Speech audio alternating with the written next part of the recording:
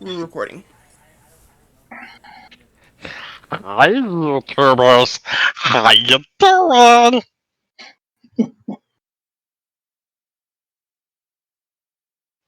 All right.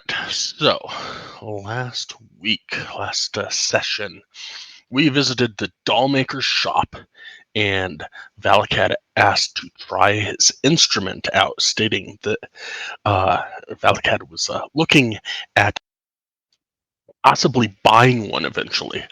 And while trying out the dollmaker's cello, um, figured out that it was a magical cello that was able to cast spells called Friends, Command, and Suggestion. We then went and played with Angeby's harp, which turned out to be a mundane, normal, everyday harp that happened to be broken at the Liar's Lyre, where she kept swooning over the tall, handsome golden lizard, even making a not so subtle comment about letting her know if they ever wanted to play with her harp, again with a wink towards Sturkar. Finally, we went to Leighton's Arms and Armor, where he was just closing up shop, and Valak had convinced him to take a try at his lute. Valak found a possible calling while identifying the lute to find, although magical, not the types of magic that might entice a person to, leave their home of their own accord and, just walk out. Um, After finishing up with Leighton, we went to report our findings to Falero at the barracks, at which point Osric came in to relieve him and asked if we would like to continue our investigation for further substantial proof of the possible treachery that we believe Furton, the dollmaker, has been committing. We went back to Furton's place, and while Aramil, Reardon, and Durkar headed to the back of the house to check out the basement, Valakad and Bairn played decoy to help distract Furton on the main floor. Valakad spoke with Furton about the instruments and the probability that a lute may be in the future for Valakad. We asked about the dolls and what made Furton get into making dolls, and he mentioned that a quote-unquote friend got him into it when his son passed away many, many years ago. He did not go into talking about this friend, but Valakad is pretty sure that it was not really a friend so much as a devil, demon, patron, something along that line that the man follows. When talking about keeping his hands busy, Valakad mentioned idle hands being the devil's playground, and upon saying that, Furton got a bit fidgety, as he said he had also heard that saying. After tea, Bairn and Valakad exited the leave. The basement crew of Aramel and Reardon, with Durkar on watch, noticed some work tables and some other magical anomalies down in the basement, but unfortunately, no children were found. And I think we are either headed or got to the Liar's Lyre or something like that. That is where we left off. You're binging.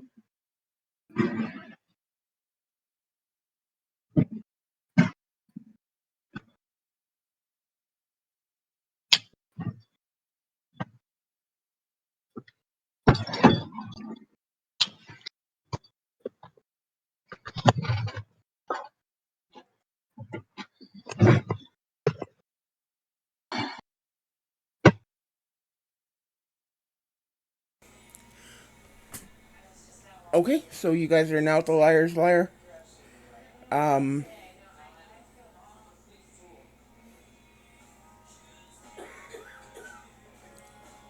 Having returned for the evening.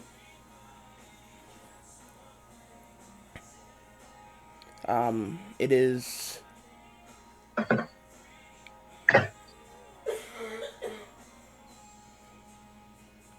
later in the evening. Let's go ahead and call it about 8 o'clock,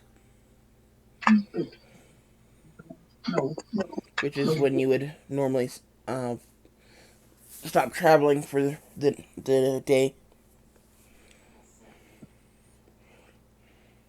So if you guys want to, what do you guys want to do at this point? You have about 4 hours of downtime before you would normally um, go to bed.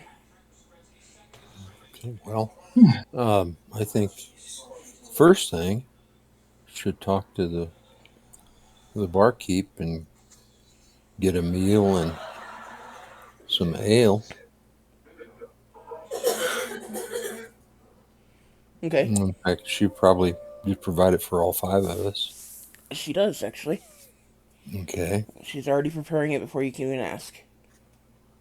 Okay. Well, that's very foresighted of her. Um, so then I'll uh, I'll put 3 gold on the counter and say thank you and go back to find a table.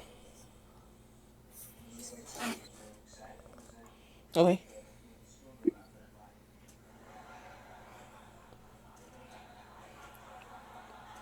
She will just nod her head at you and continue getting your order ready. Your your food ready. It's not really an order because you didn't actually order anything.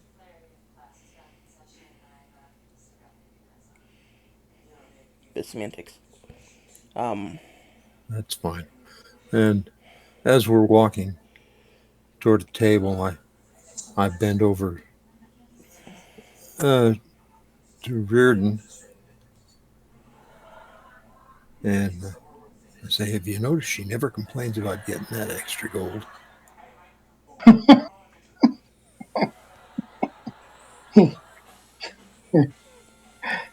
Because you notice that uh, the Stronghearts are paying for us."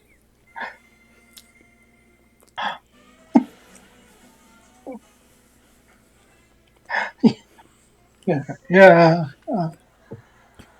That's really odd that she doesn't complain about getting extra money. Huh?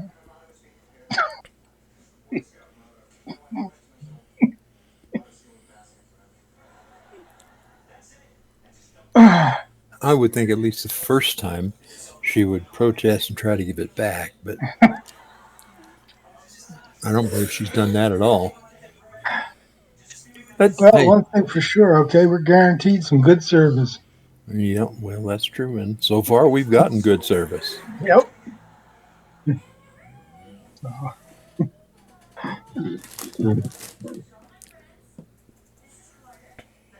Now we have to do is find out who's the culprit with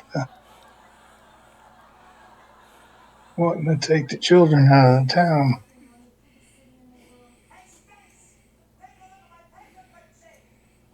Can't believe nobody has any suspicions.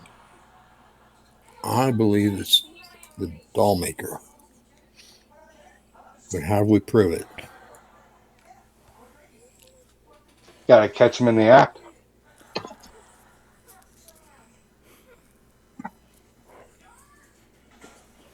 Do you remember what day of the week it was that they heard music in the streets? Reardon's contact said that they didn't notice it until the second to last kid, but that after they put two and two together, um, they are pretty sure that it was happening every time, and um, the days aren't. It doesn't look to be um, a specific day of the week because one was 2 weeks ago. Of the 4 that were reported, one was 2 weeks ago, one was 3 days after that, next one was 5 days after that, next one was 3 days after that. So no real pattern. Okay, well, we know that at least so far the disappearances have been fairly frequent. So if nothing else comes about, maybe we just need to wait to hear the music. Possibly. And I think we've been in town now for 2 days or 3 days. At least 3. So it's about time for it to happen again.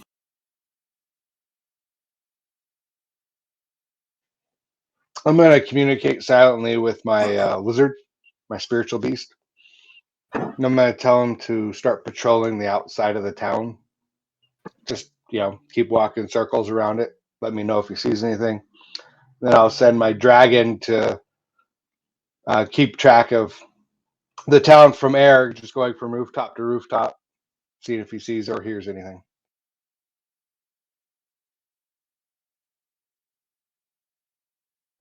Okay. I got the investigation squad on the works.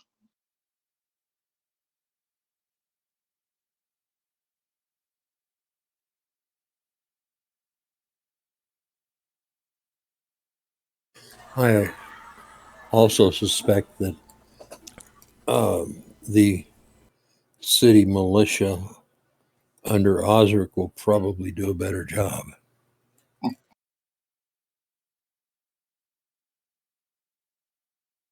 Well, it's better to have more eyes than no eyes. Ridley can't do a worse job than his brother.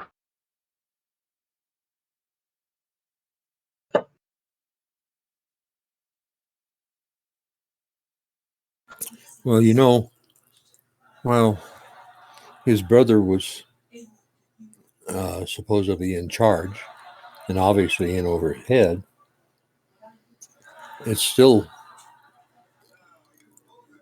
was not right that the militiamen should just goof off instead of doing their job.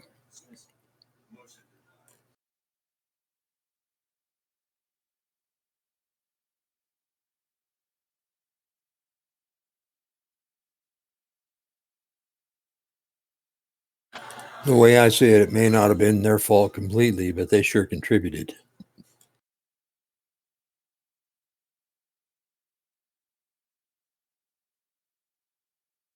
Definitely.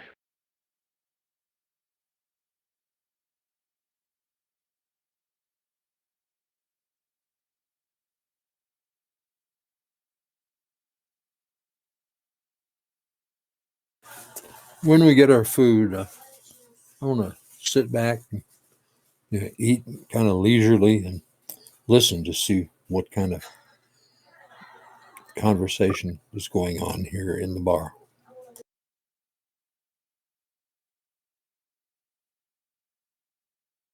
And I think when it gets dark outside, I'm going to make my way out and find me a place to sit and watch.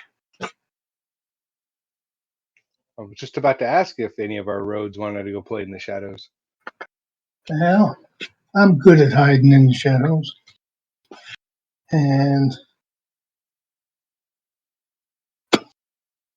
I figure with your two fellows out there doing their thing and me in town doing mine,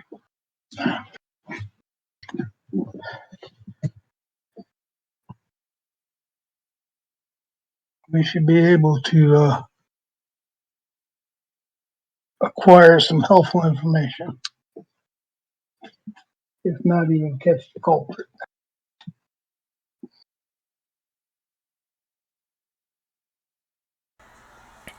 Okay.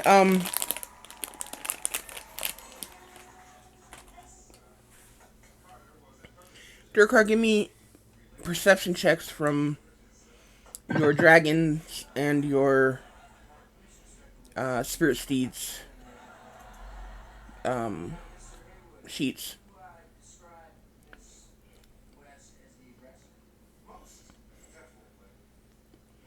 And if they don't have perception, then just go with wisdom.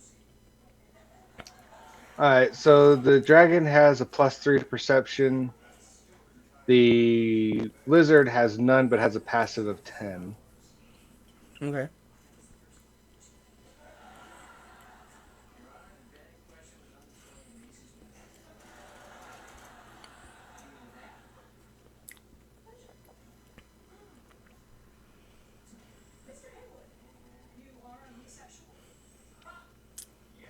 Okay.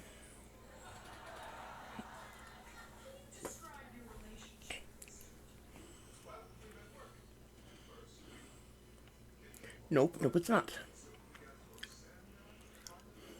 It's smarter than the average lizard. It has a 6 intel instead of a negative.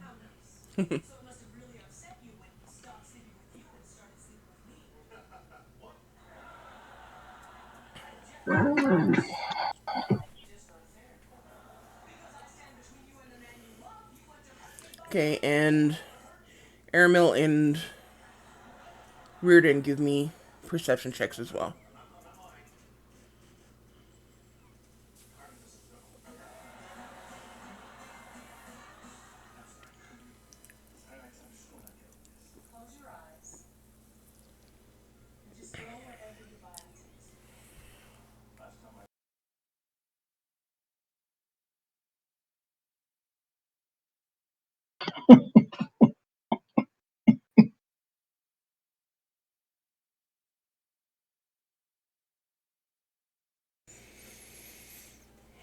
Okay.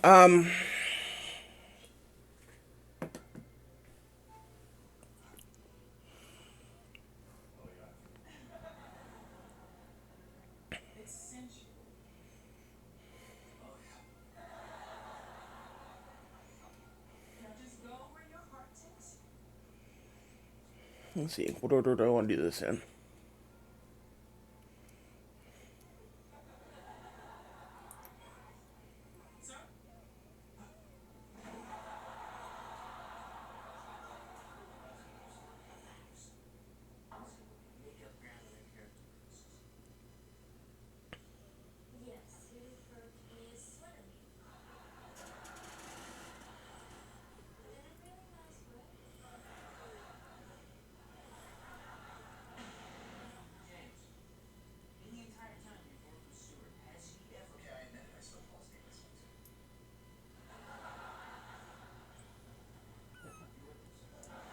Okay.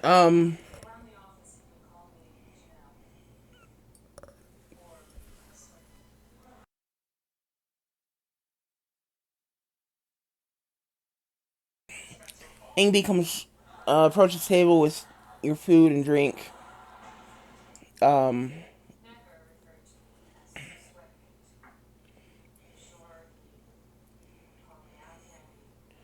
Durkar, she makes sure you have an extra slab of meat on your plate. Um, and she kind of stands there at the table, and um she leans against you, Durkar,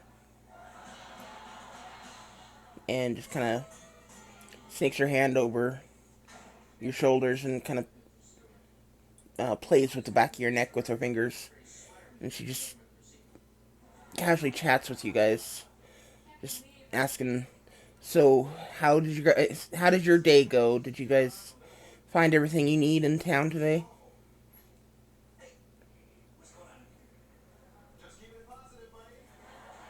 Not quite, but we're getting there. I think I might have decided on a loot.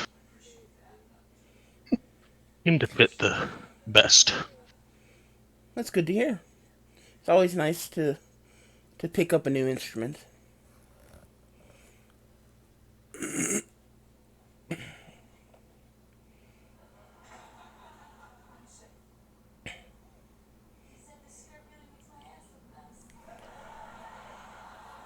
Well, is there anything else you folks need for the night or?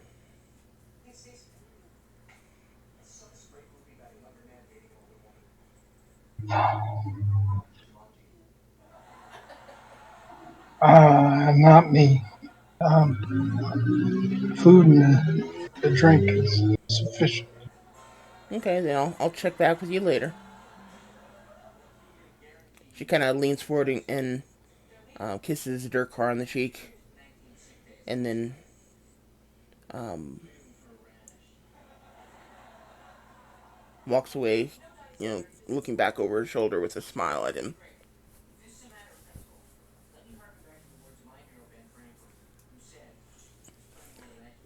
And I'll smile back. He wants this to happen? Who wants this to happen? Me? Yeah, you. She's flirting with you, dude. She wants you. You're just a little slow on the uptake, that's all. Oh no, I know. I've been picking it up, but just I wanted to see how far I can get White to go. Oh, dude, Well, the way she's attacking you, Bubba, okay? I will take it all the You're way. there. I am not bashful about flirting with other guys, dude. That does not bother me. Oh, that wasn't the point. But anyway, Okay, just double checking, or just throwing that out there.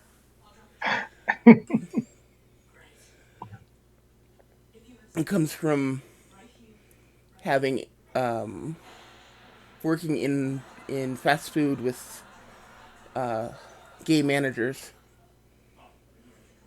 They tend to get flirty when the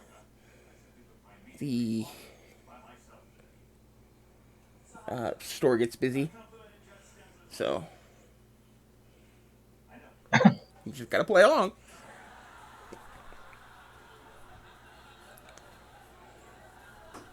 Anyway, it doesn't matter. Um,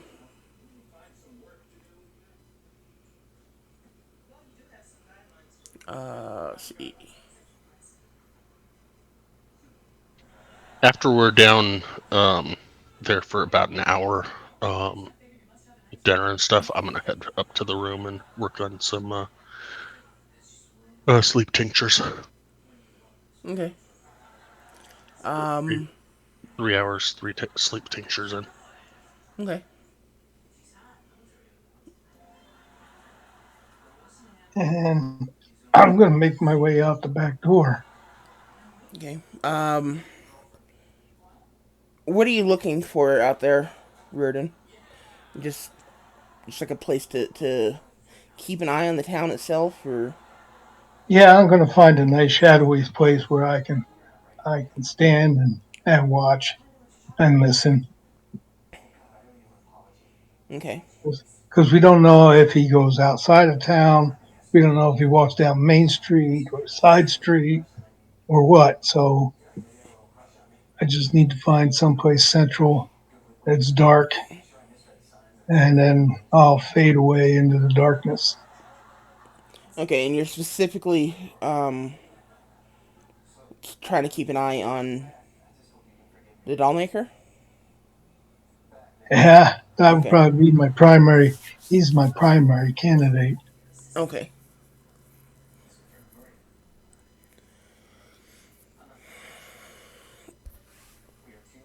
Okay. So you make your way outside. You hide in some shadows, with a good view of the doll maker's store. Um, and we will get back to you as the night progresses. Okay. Okay.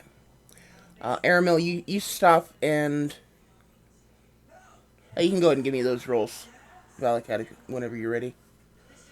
Um, Aramil, you stop and after eating a good portion of your meal, you kind of sit back and relax, nursing at the remains of your cup of ale.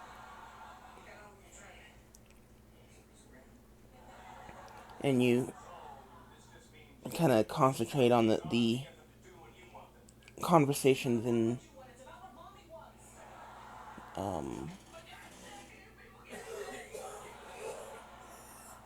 in the tap room here.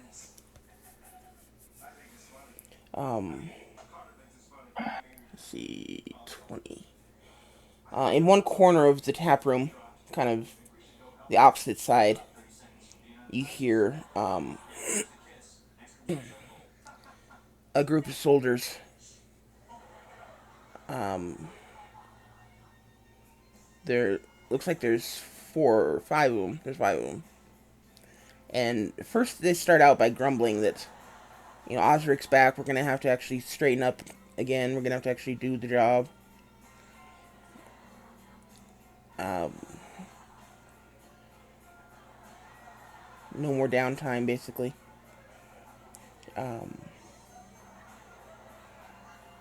but eventually, they start turning it towards uh, the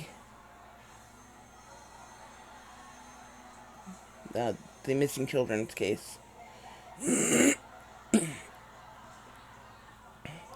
and one of them speaks up and mentions, Osric said that there are some more kids missing than we have records of, and apparently they're orphans.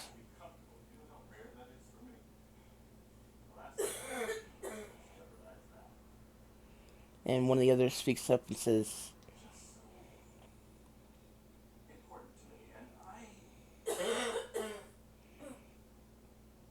well, if they don't get reported, how are we supposed to find them?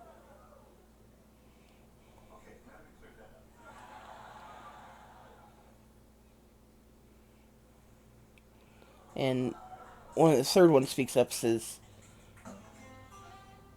that's not the point. The point is there are more missing than we're aware of. Which means this is a bigger problem than we're aware of.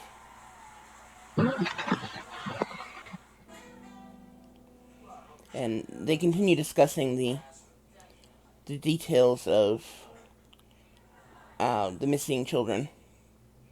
Unfortunately, it's basically a rehash of everything that your party just told Osric.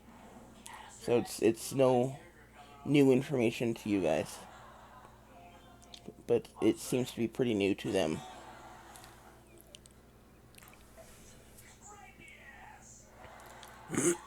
In another corner, you can see um,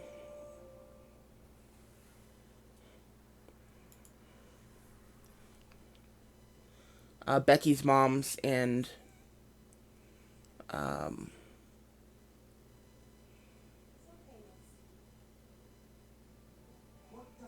and Ryan's parents are sitting together. Um, they're not really saying much, but it looks like they're just trying to um,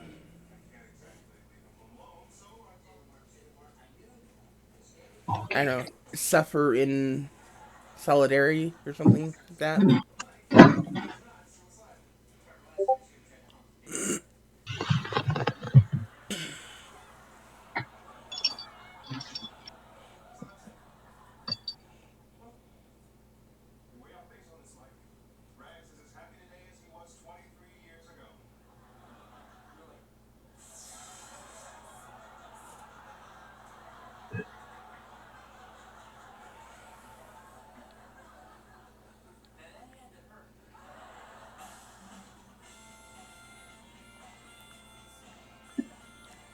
Give me a second now.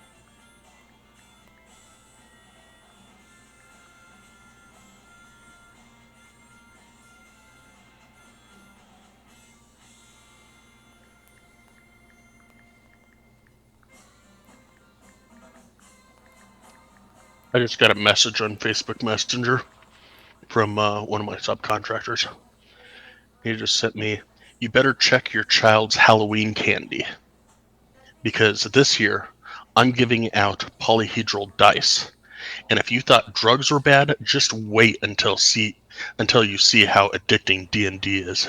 I love that. That's awesome.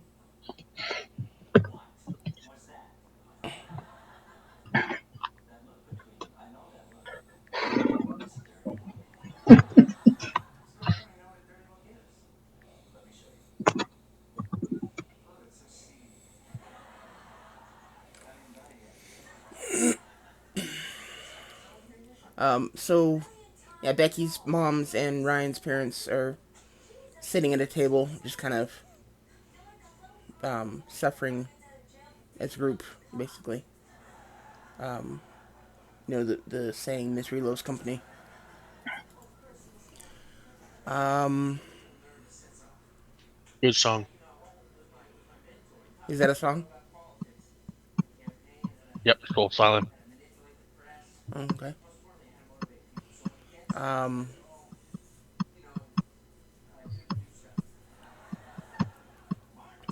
Other than that, you're hearing a lot of, pardon me, a lot of whispers and gossiping about um, you and the Valkyries in town. Um, how you've already saved Osric. Um,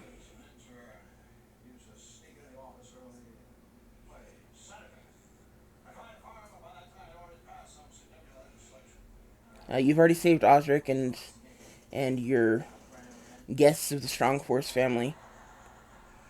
Um,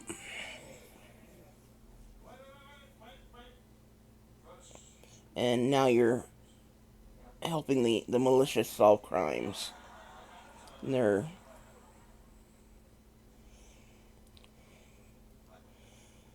the gossip and the whispers are range anywhere from um, you guys are working towards being heroes of the town to um,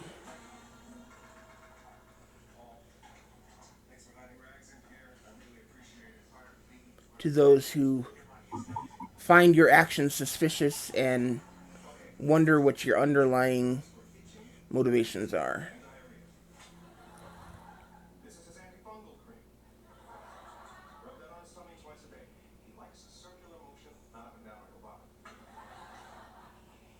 Yeah, that's about all you hear.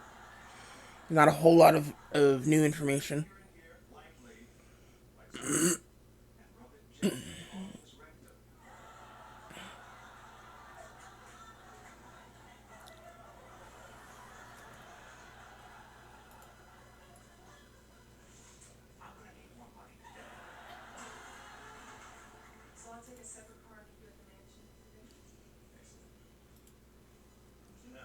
I hope that's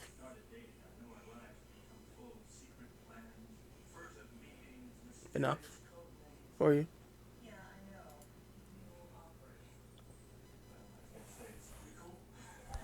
Hello, anyone there? Yes. Okay. Hello. I I'm sitting here listening, and um, I don't hear anything new. I really had hoped that there would be something new, either something more to this child kidnapping case, or maybe something else going on. But it seems like this lately has been just kind of a one rumor town. You guys are a big deal.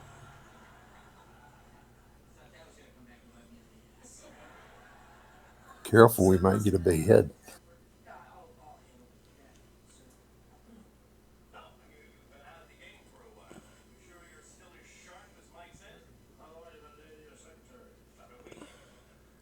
In Valcat, as far as your tinctures are concerned, you managed to make 3 of them without any issues.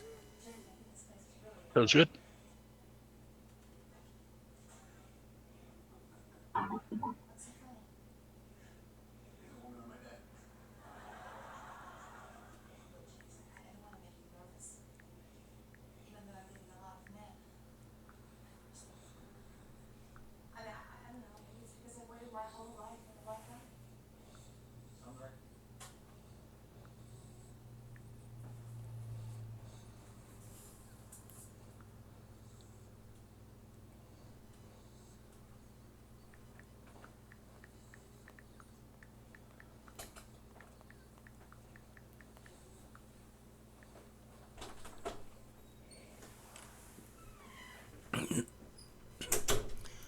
Okay.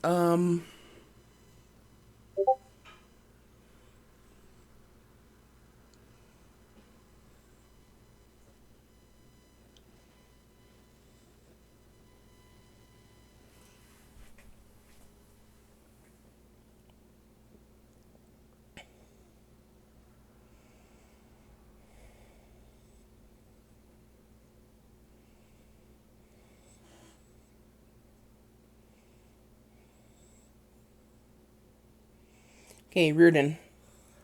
You are standing out, kind of just hiding in the shadows, and you watch as this um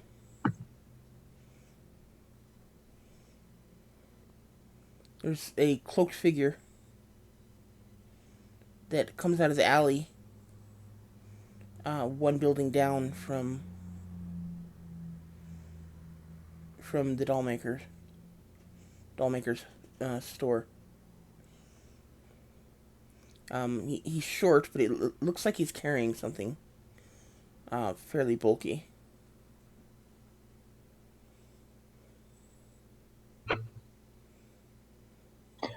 I'll keep an eye on him. Okay.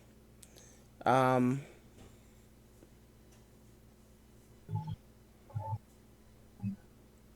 are you just gonna watch him, or are you gonna try to follow him? Try to follow. Okay, go ahead and give me a stealth check.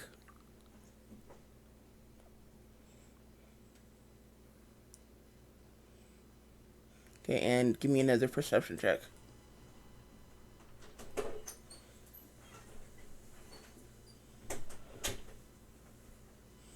Okay.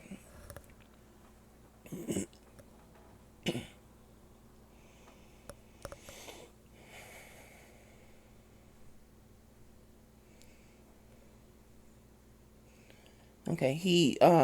Well, this person makes their way down the street, um, hugging the buildings and trying to stay in shadows.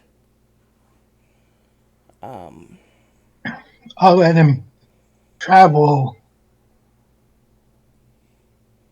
just short of my perception or my vision, okay. and stay move from shadow to shadow behind him. Okay. Um, luckily, you are far more adept at jumping from shadow to shadow than he is, or they are. Um, he or they don't seem to have noticed you at all. Um, but this figure continues down the street, and after a few moments, kind of stops and scans the street and the buildings, and not seeing anything. Well, I should probably actually roll for that, because you never know. I never know. Okay, definitely didn't see you. Um,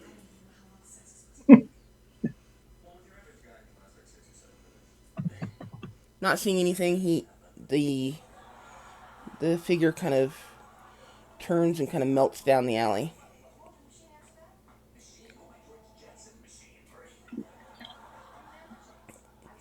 What do you do, Reardon? He went where? He kind of melted down the alley.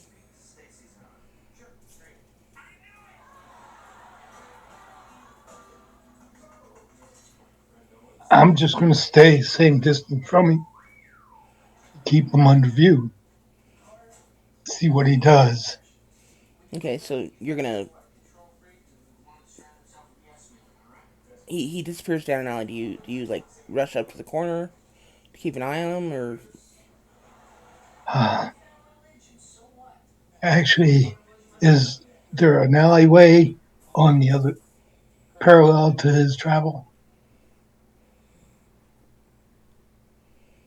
There would be one about 3 buildings down. I'll I'll go into that alleyway, get ahead of him, and and stay in the shadows and wait for him to come past me again. Okay. Um,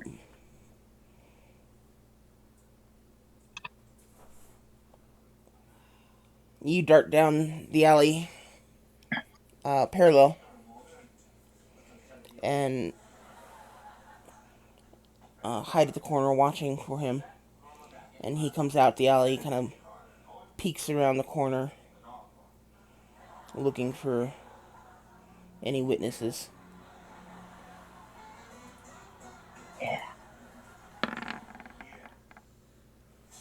Definitely doesn't see you. Um, and convinced that nobody's watching, he comes out and he kind of climbs up and over the fence, um, jumping down to the other side.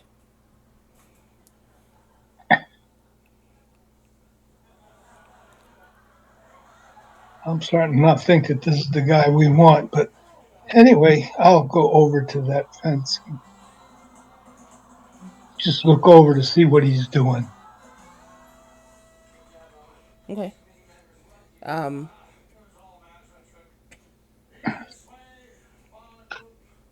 as you get close to the fence, you can hear some whispered voices. One of them is um, kind of gruff and deep, and the other two are um,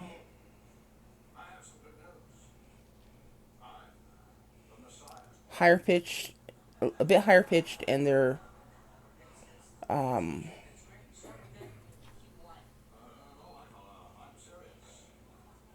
almost childlike.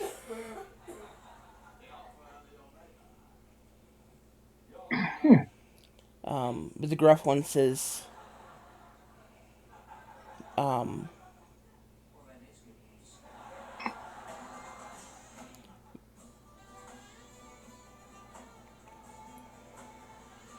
apparently the old captain is back, so the guards are tightening things up. It's going to make it more difficult to break him out. We may have to do away with our no casualties rule. And one of the um, childlike voices speaks up and says, "He won't like that. He he specifically insisted against that." And the gruff voice speaks up again and says, "Well, if he's got a problem with it, then he can just stay in there.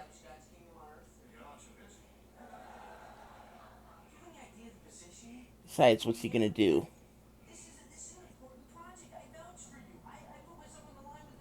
It's not like he can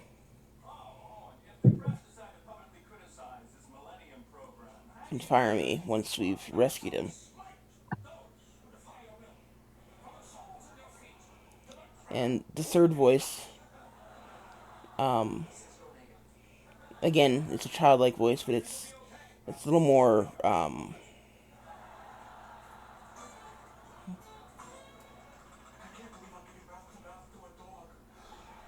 kind of a drawl to it, which I can't imitate, but I'll let your imagination do that for you. But it says,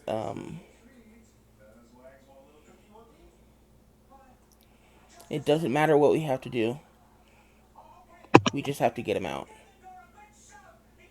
We'll deal with those consequences after he's out.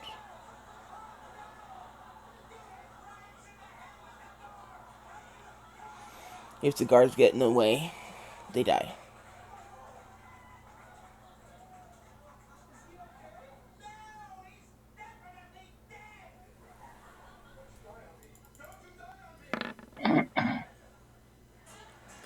Damn, these things can't.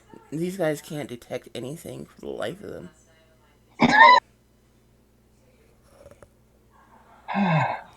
Um,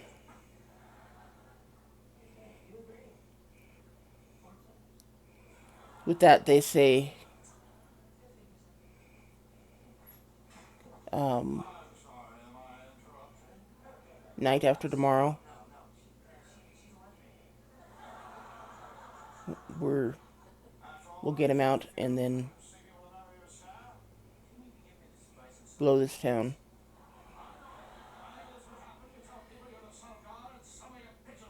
That adventuring group is starting to give me hives.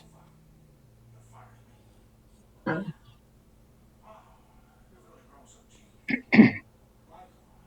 without that, or with that, they kind of, you can hear them kind of clasp hands, and you hear them break off in three different directions.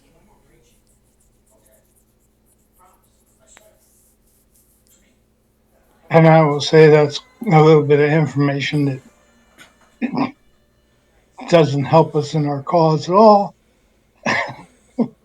And I'll stay in the shadows and move back to a place where I can again observe the doll makers also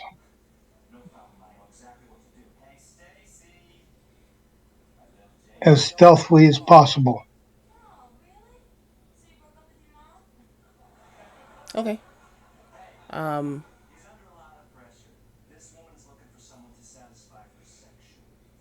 it doesn't take a lot to get back there. It's basically just out of the alley and down the street a couple of houses, and you're in a position to see the doll maker's house or store. So you're able to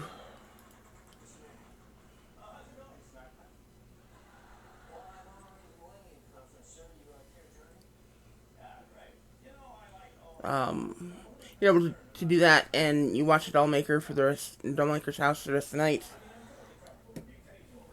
Um, Unfortunately, there doesn't seem to be anything obvious happening.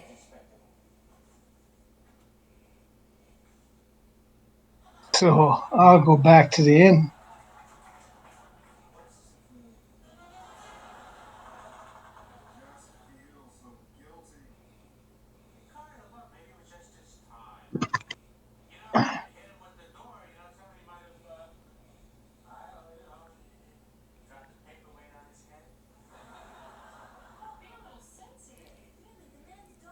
I'm sorry, what was that? Reardon, can you repeat that? Oh, I said I'll go back to the inn. Okay. Okay. And How long did you stay out there? until or probably right before sunrise. Okay. Um, you make it back to the inn as the sun comes up. Um, Valcad, give me a perception check.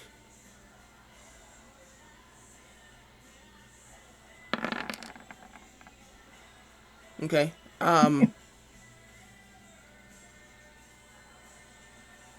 You're watching out the window, and you see this sudden movement in the shadows,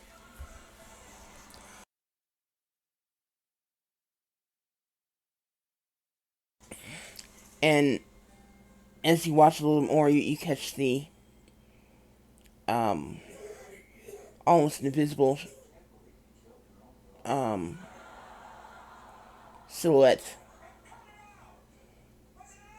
of a tall figure. Um, After a few moments of watching, you realize, wait a minute, that's Reardon. And you watch him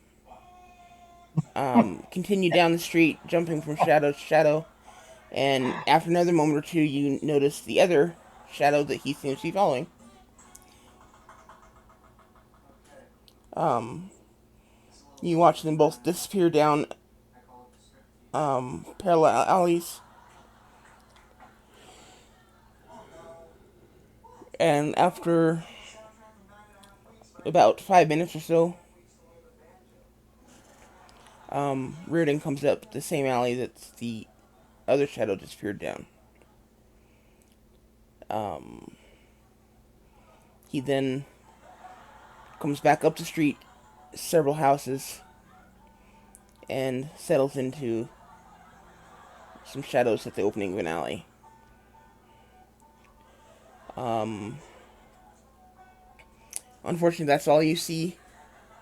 The only interesting thing you see that happens before your 2 hours come to an end. Okay.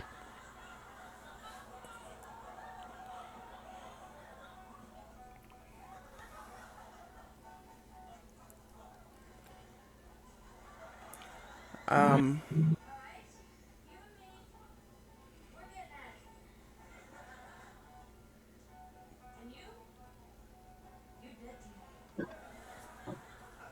okay, Durkar. See, your critters, um, they traveled around the town during the night. Um, Unfortunately, there wasn't much just for them to see. It's a small town, and apparently anyone doing anything shady was doing it a whole lot shadier than your critters could notice. All right. Other than that, it was quiet night for them. They just went about their business. Um,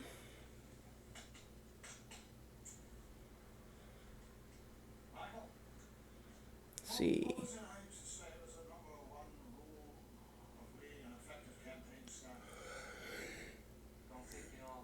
I think that was everyone. I think everyone did their things. Am I right? Anyone missing anything? I don't think I so. I don't think think so. you got everybody. Okay, then you wake up the next morning. Valcad and Reardon, give me Constitution saving throws.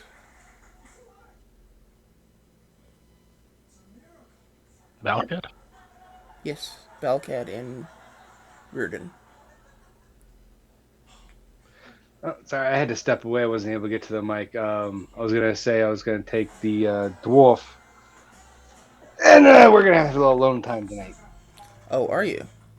I was just not at the computer. I couldn't say that. Sorry, but I am not going to go through a whole ERP session. So, No, no, that's not necessary. Um,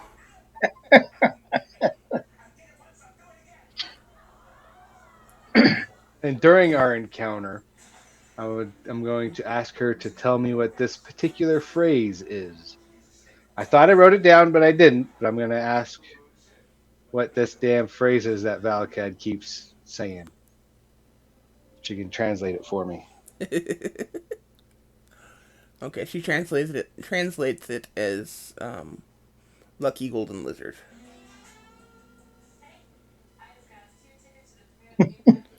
Um,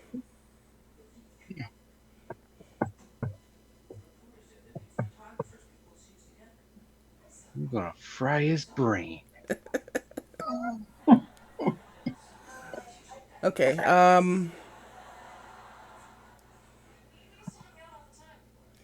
So And I was going to do that along with a couple of, and during the meantime, is doing a little dwarf language session too. With her? Yeah, why not? I mean, I'm going with her all night, so we can speak and do other things at the same time. Okay, go ahead and give me a intelligence check.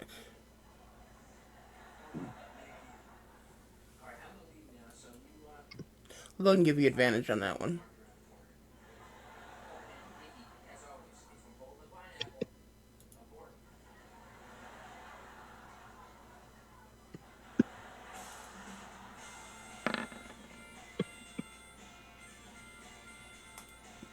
Wow, better teacher. Well, she has more motivation to teach you than Balakad does. Um, so you're 13 and her 17. Um, I want him to learn. I just don't want him to learn a certain phrase until it's the very last day. too late. Dude. I don't know that. Okay, are you keeping track of these, Durgar? I believe you are. Uh, Let me see. Let me open up my sheet again.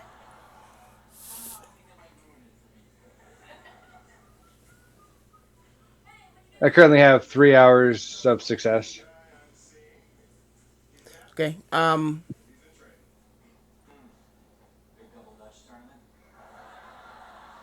How long are you spending with her? The whole night? All night. Okay. Yeah. I'll give you another. I'll go ahead and give you another 3 hours.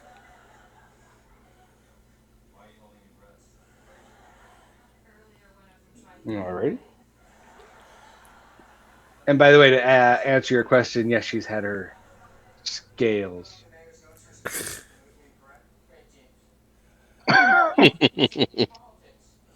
Wow. Um, let's see.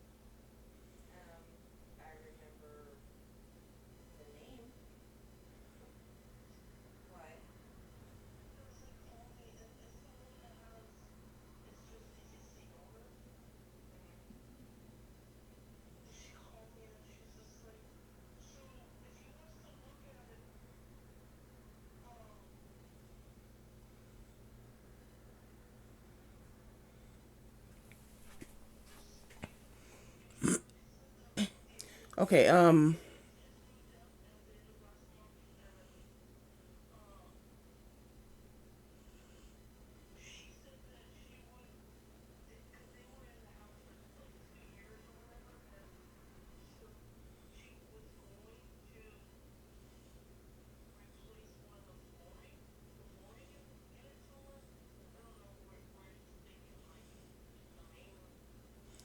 Wow, Valcad, really? Oh yes, definitely, really.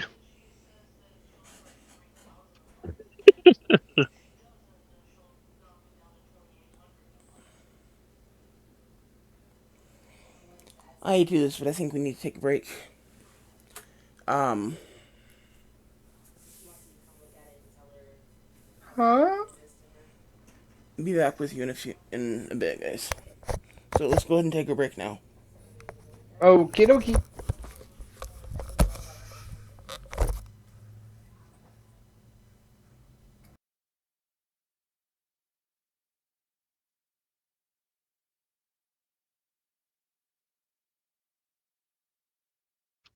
So obviously out of character since I wasn't there, but sounds like somebody's gonna break out Or stupid little gnome. Or, yeah, gnome. Break out the no? Yeah, that was Yeah. weird. That was Reardon's following thing. Oh, I didn't put that together. Yeah, that was. I think they were talking about breaking out Wembley. Ah. Yeah. What did you think of my little investigation squad? I was like, you know what? We need more eyes. Let's do this. And at the very least, even if they can't see shit, at least they're patrolling. So if somebody is out and about, and be like, "Oh, stay away from that one. Oh, stay away from that one too." Right now, my dragon has dark vision and blind sight. So Yeah, but unfortunately, even through the looking, it was perception sucks. yeah, it was like 11. So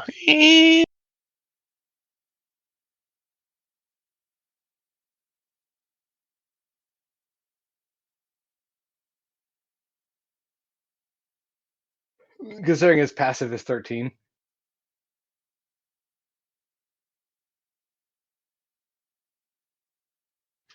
yeah, but that's just kind of like noticing something is in a room kind of thing, as opposed to actively searching for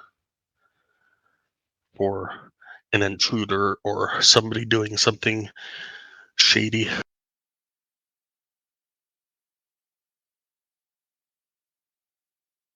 Yeah.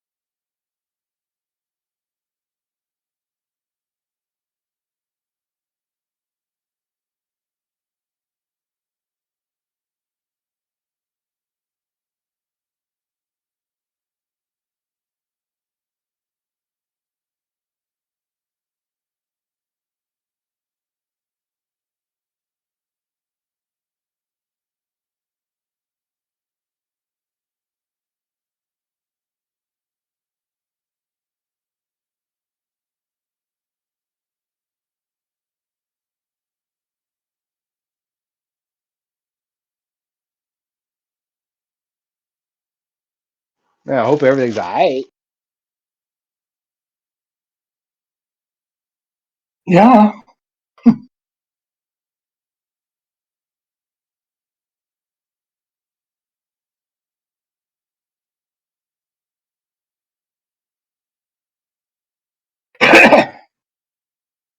He'll have to do some editing if he can to take up the dead space here.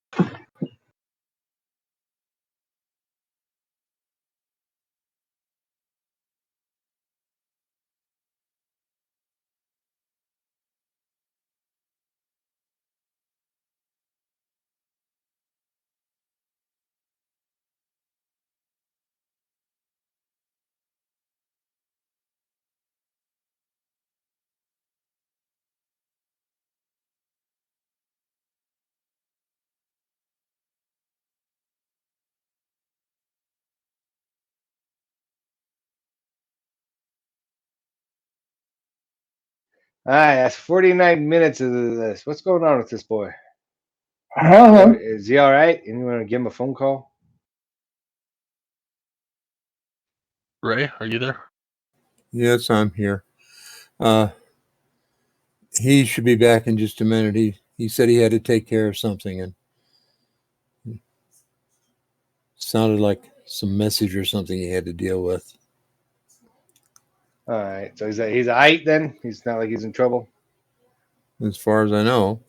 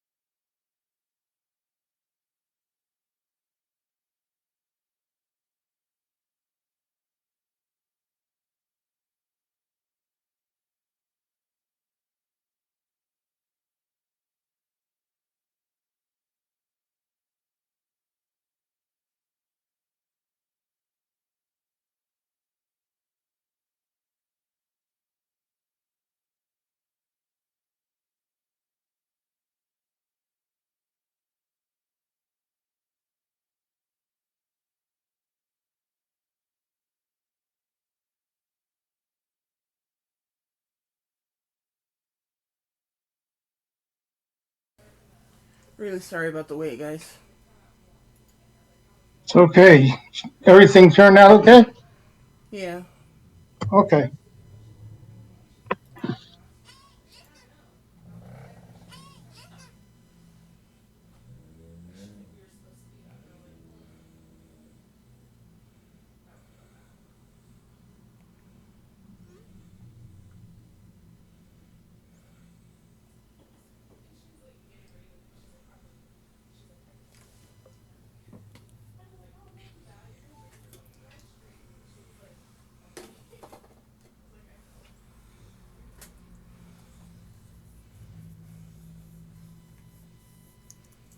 Okay.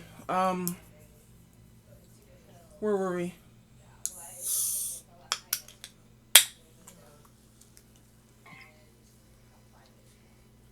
I learned more language.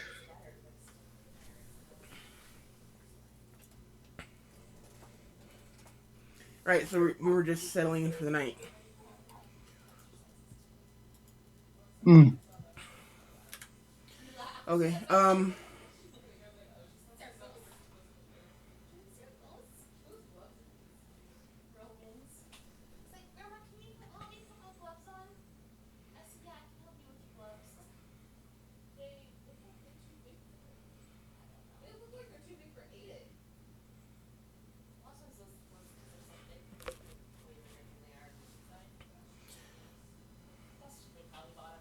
My imagination is there no music.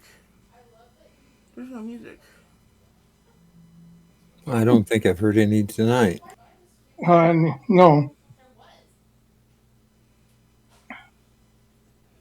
That's disappointing. Um.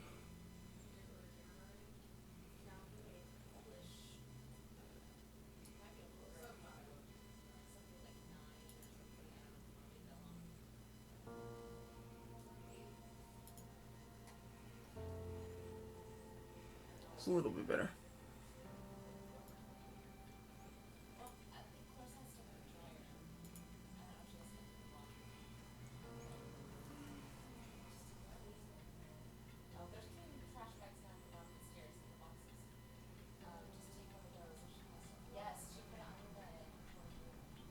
Wow, Sky, you're you're something else.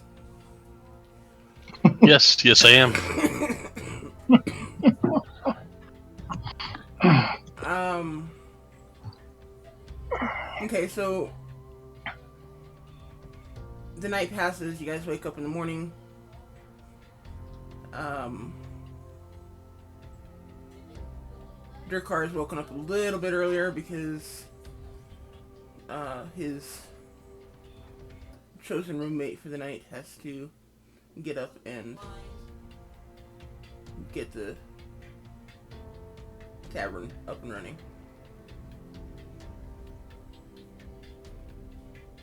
But he is welcome to go back to sleep at that point if he so desires.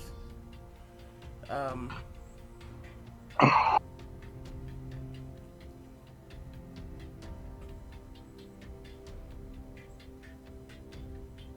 Which I will. okay, just for fun, go ahead and give me a straight Constitution roll.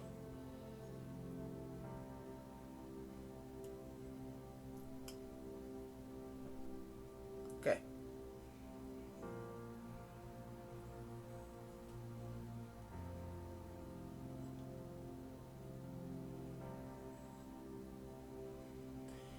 Okay. Is that everybody? No, just Dirkar. Okay. Oh, Okay. I thought you wanted everybody. To see how tired I am.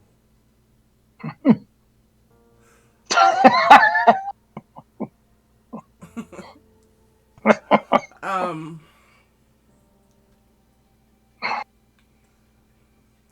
Okay. Morning comes. The smell of breakfast meats being cooked starts to pervade your senses, invade your senses, whatever you want to call it. Um, and you guys start to awaken.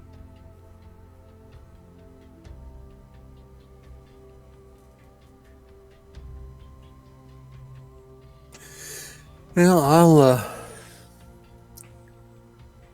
get up and get my gear together, but probably leave it in the room and go downstairs and get some breakfast. Okay, Reardon, you are just coming back to the uh, Liar's Lair at this point. Yes. You are tired, but you do not have any points of exhaustion. Valakad, you are waking up on after having taken a tincture, but only sleeping for 6 hours. So you are tired. However, you also do not have a point of exhaustion.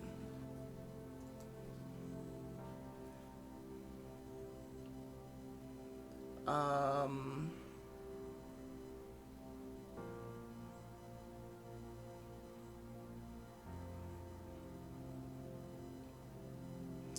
Dirkar, you are also tired but do not have a point of exhaustion. And Angaby seems to have been pleased with your performance last night.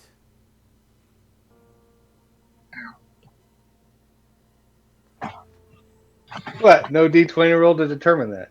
What do you think the I Constitution roll didn't. I was? didn't. The what? What do you think the Constitution check was? Oh, just to see if I was tired or not. That's all. Okay, never mind. I was waiting for a performance roll.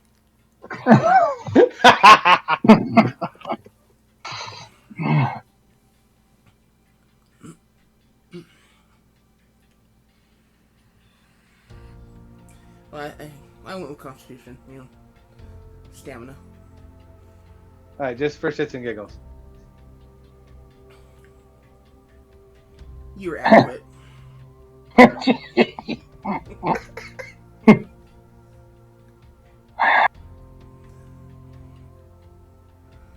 Okay. You guys wake up. Angby already has food cooking for you. She already has drinks on the table and is starting to put down plates as you guys come down. Um, she's got one of the plates piled with additional meat, of course, for Durkar.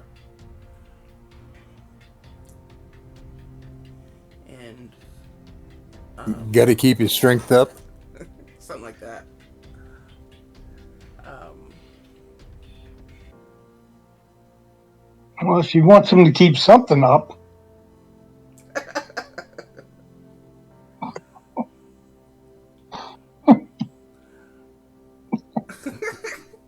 okay. You got him. Well, hearing that from just about anyone else in the party wouldn't have phased me. But hearing it from Ken just got me.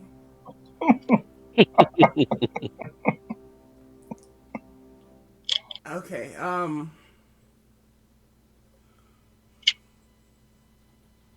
Yeah. So you guys are all meeting for breakfast. And Is giving. Ridden, you going up to bed, or are you with No, us I'm at going to go ahead breakfast? and eat breakfast and then go up to bed because Okay. I want to tell you guys about the. Uh, when I get in there and we're all at the table. Yeah, I'll say I saw you sneaking off last night. Yeah, I followed somebody and I was wondering what y'all thought. They're going to break that guy out of prison or try, and I was wondering if we should tell the town guard about it or not. When are they doing it? I didn't hear a date or time, just that they were planning on doing it. This said night after tomorrow. Oh, did they? Yeah. So Okay. so Uh, it wouldn't be tonight. It would be tomorrow night. tomorrow night. So anyway, Maybe we bring this to Ostrich and tell him to clear out the barracks and let us stay in there just in case it happens. Nah, That way, just put no. Wembley in a hole. That way, no guards get killed, and instead, since we already have the element of surprise of knowing that they're coming. Yeah, but if they're watching the place beforehand, they see the guards disappear, they'll know something's up. we can go in tonight, stay there, and they can run their regular shift.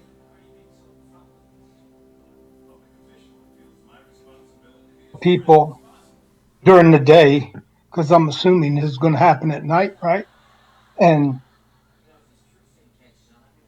they probably that will make them more relaxed.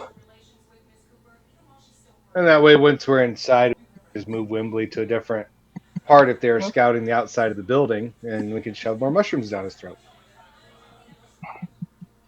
Yeah, in the case that, does get out, he ain't going far if he's seeing things.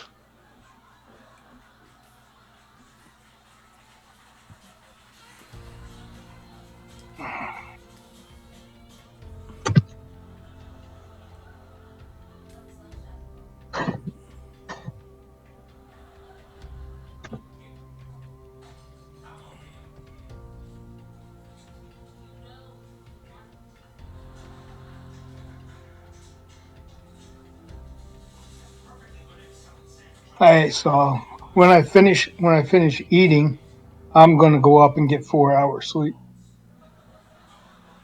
Okay.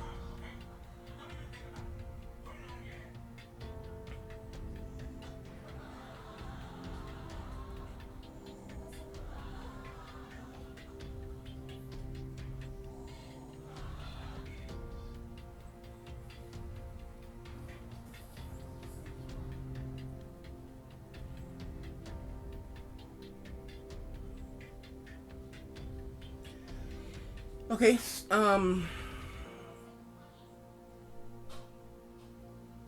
What about the rest of you? Reardon is gonna go get some sleep. What are the rest of you doing? That temporary hit points wore off, didn't it? Yes. Yeah, I think it was only for an hour.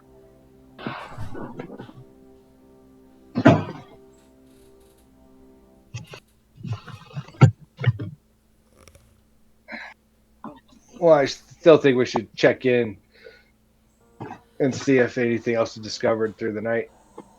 Any new reports?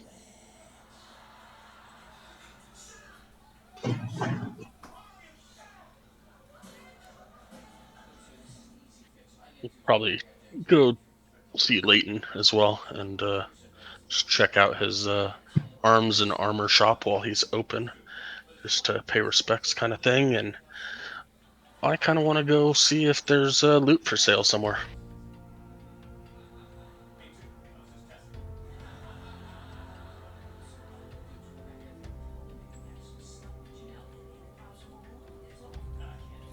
I wouldn't mind going to the forge as well.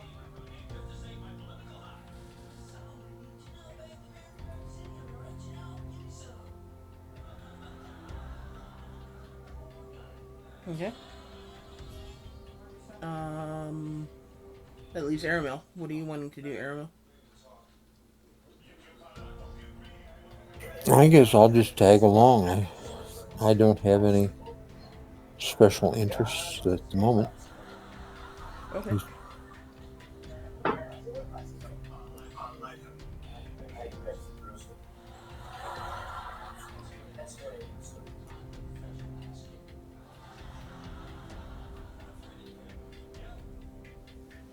Okay, so you guys head on over to the smithy. Um,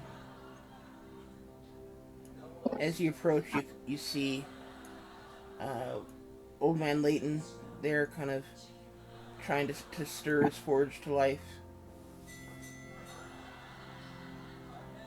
Um, you can see that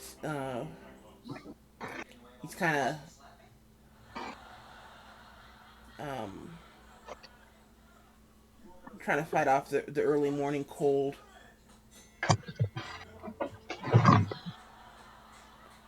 But you know that once that forge gets going, it's not gonna be anywhere near cold in this vicinity of town, this part of town. Um,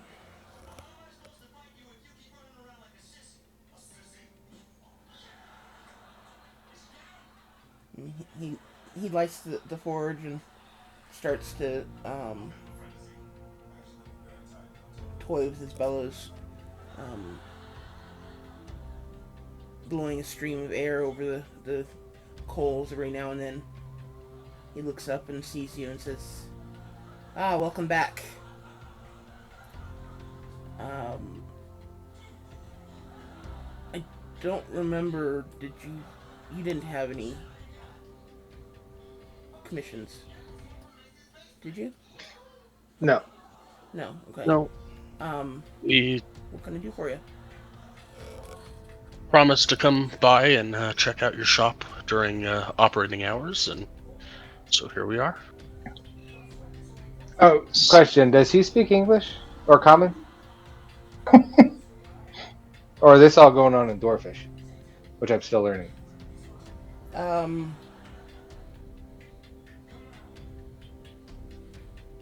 he would be speaking to you in Dwarvish unless you ask him otherwise.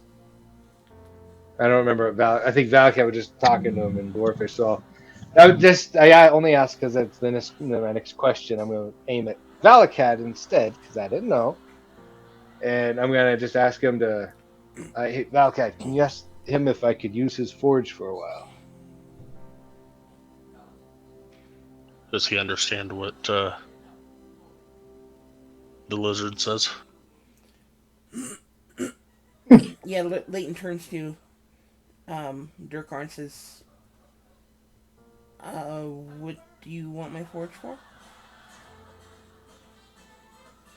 Oh, I'm a practitioner in the arts as well. I just want to keep my skill up and hammer some iron.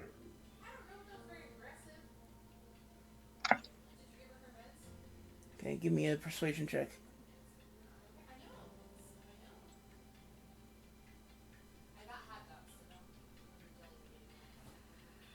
Oh my god, I got a +6, and again I roll 11. Jesus.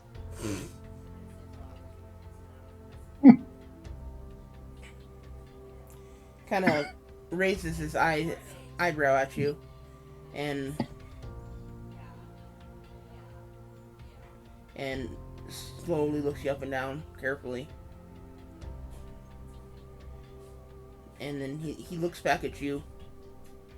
I'm Um, gonna I'm gonna speak up right about now as he's looking at Durkar and say, perhaps you can let him have some time on your forge, and you can accompany me in purchasing a loot.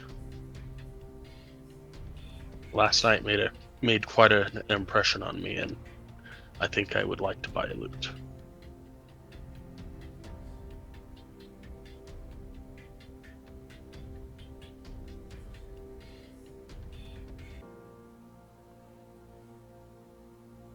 Give me a persuasion check, Valakad.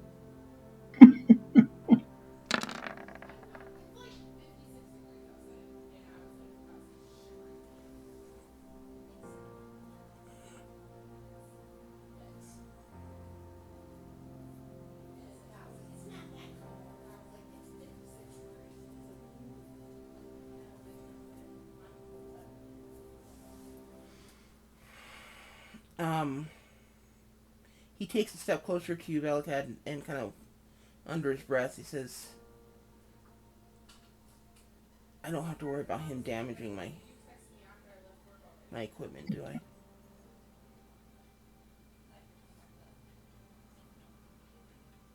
He has worked on stuff for us before, so I don't believe he should be any issue. That, and I have my own equipment if I need to go get it. He kind of looks back over his shoulder at you, Durkar, and eyes you again, and then back at Valakad, and he nods. He says, "Okay, let's go shopping for a loot."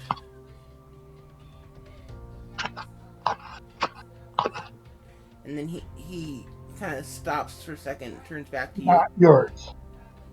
No, mine. Right, he says that to you, Durkar. No, Says what? I didn't hear what he said. he turns back to you, Durkar, and says,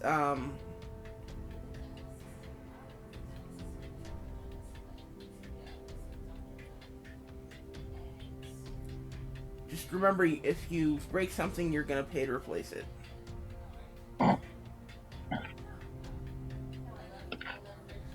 Wouldn't expect it otherwise. And then, Much obliged. and then he turns back to Valakad and continues to follow Valakad. I'm gonna try and walk, side by side with him, and hopefully he knows where to go, because, yeah, I don't know if we really looked for an instrument shop here, because wasn't really planning on buying an instrument until, now. Okay,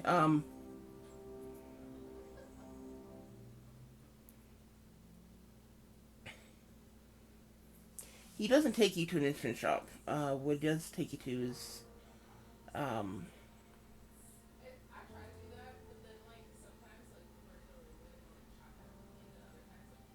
it's kind of a mix between a antique store and a knickknack shop,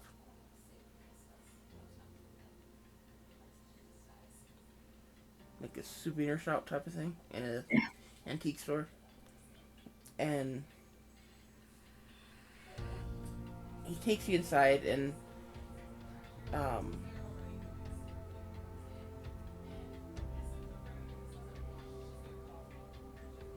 and the first thing you see here is shelves upon shelves upon shelves of little ceramic or porcelain or carved critters, frogs and squirrels and bats and bears and basically whatever animal you can think of. There's little carved statue of it. of some kind somewhere in this shop. Whether it's carved or made from a mold with molten metal, or maybe sculpted from clay, whatever. There's some kind of statue of just about every critter you can think of in this shop.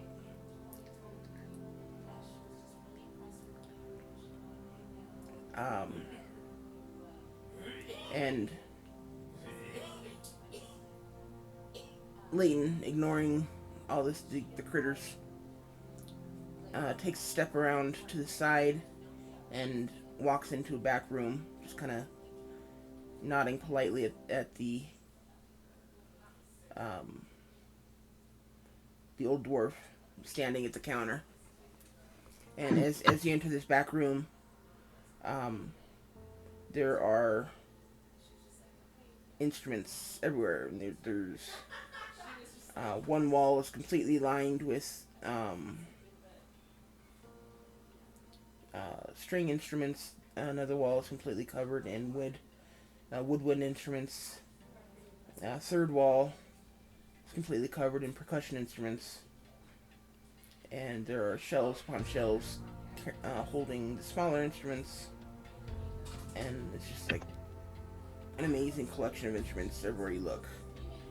Um, there are like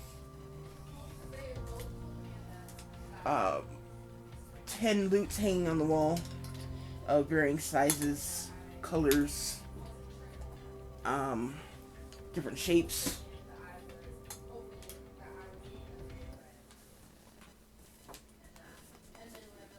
Is there something in particular you're looking for?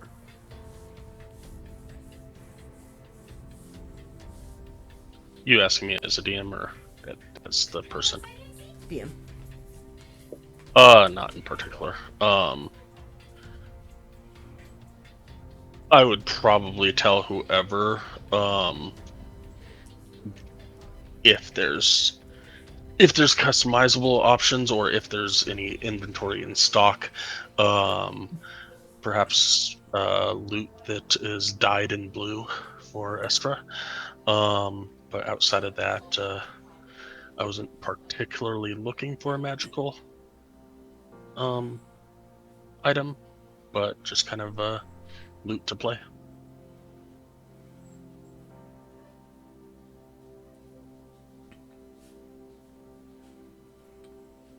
And if it happens to have magical items, then and it happens to be cheap enough, then possibly get one. But Okay.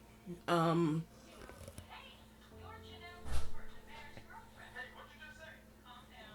we can certainly arrange to dye it for you. That's not a problem. Um,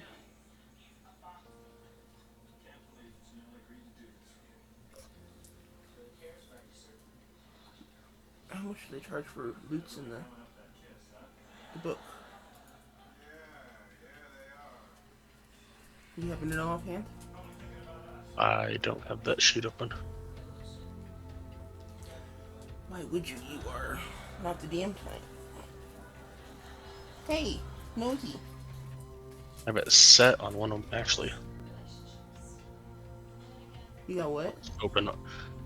I have it set on a button on my Stream Deck, so I'm gonna for all my Icewind Dale stuff. But I'll just open it all and find it. Okay, let's see if you find it for me.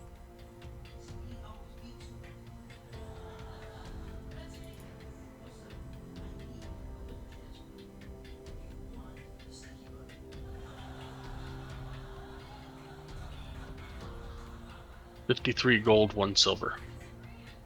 Wait, that's my prices for.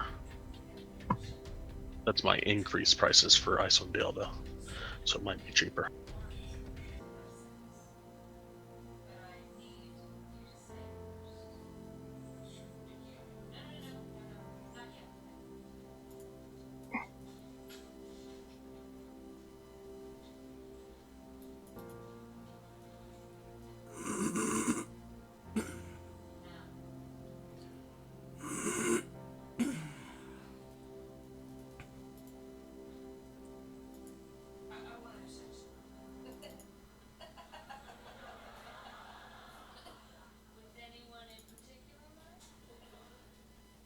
D&D Beyond says 35 gold.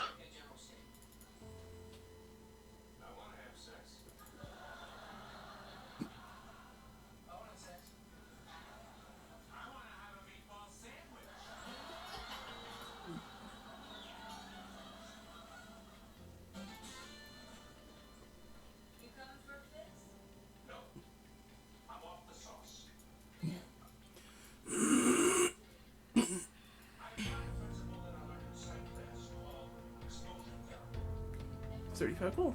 That's what I see too. Okay. Damn, that was actually more expensive than I was expecting. Honestly, same here.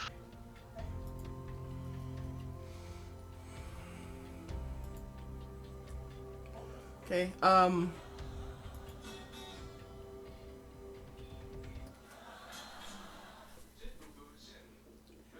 It's. I can dye it for you for another 2 gold. Um, and since the loot is used, I can let you have it for 20. The 22 total. Yeah. That sounds like a plan.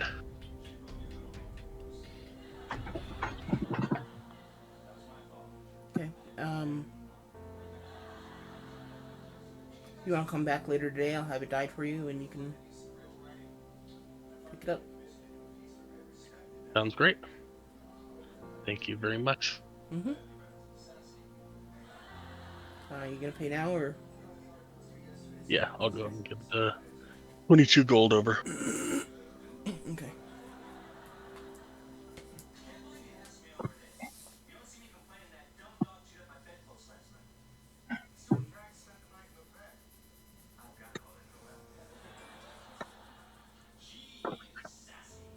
Okay.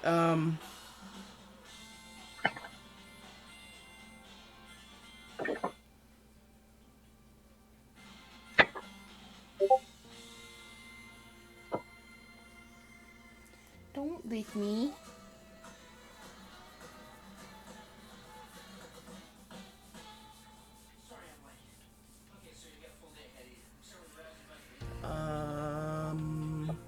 You guys make your way back to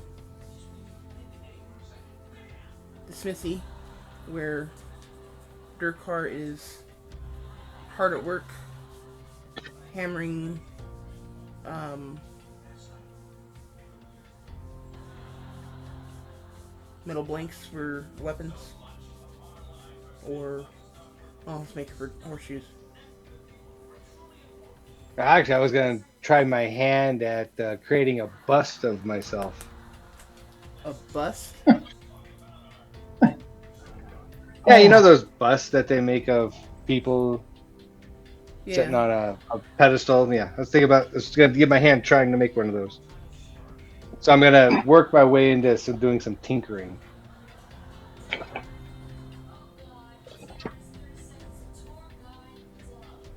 Okay, that would probably take more artistry than tinkering, but Okay, that too. um, okay, give me a blacksmithing tools check with um, dexterity.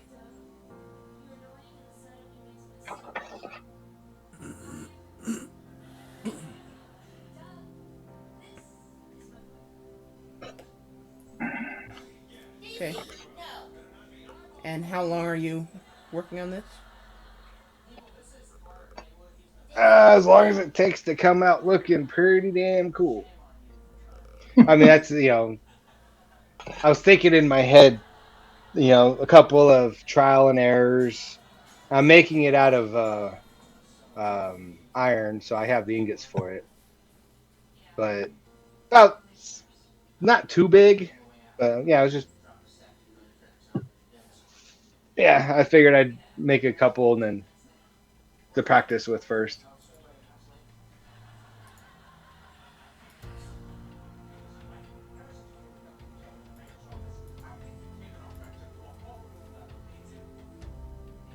But anyway, however you want to roll this. Okay.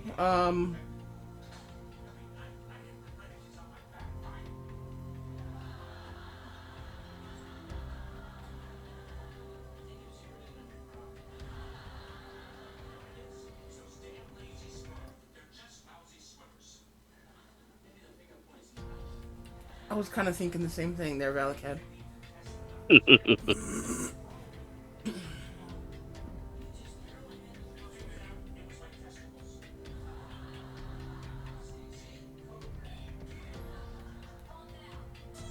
We get a permanent room up in the Iron Axe Clad Hall, and someone comes in to clean, and they go, and there's a picture of Durkar in Durkar's room, and a bust of Durkar, and an action figure, and a painting, all of Durkar. This must be Durkar's room.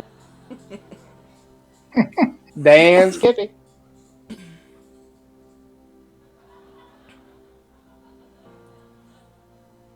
Okay.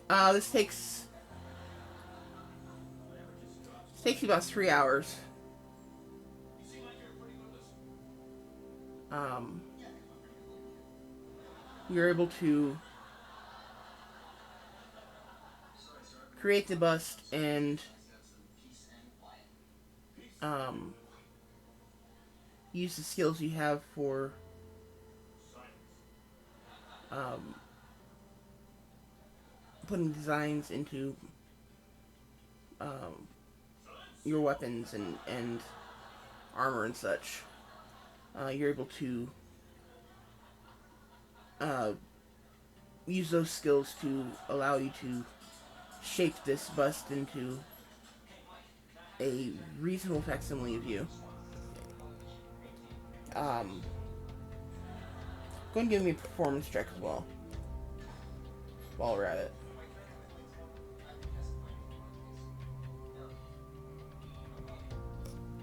Not a very good performer. Okay.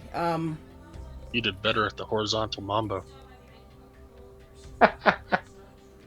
It turns out fairly decent. It for the most part it looks like you. Um,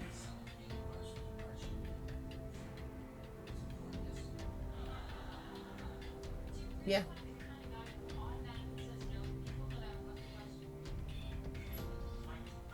And after that, uh, after you finish the first one, Leighton is doing his best to politely kick you out of his forge.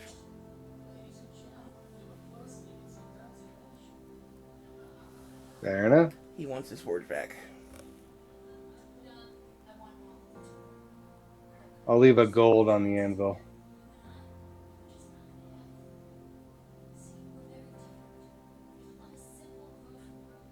Okay.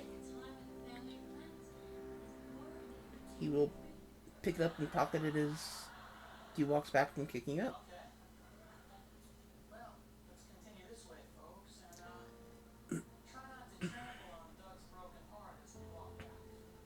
Okay, so you guys, were you wanting to actually look at his inventory, or is there something specific you wanted to buy from him, or?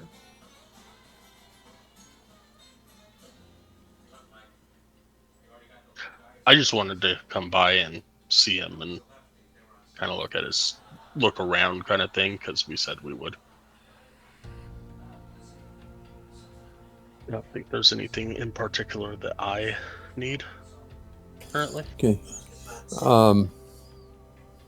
Do you buy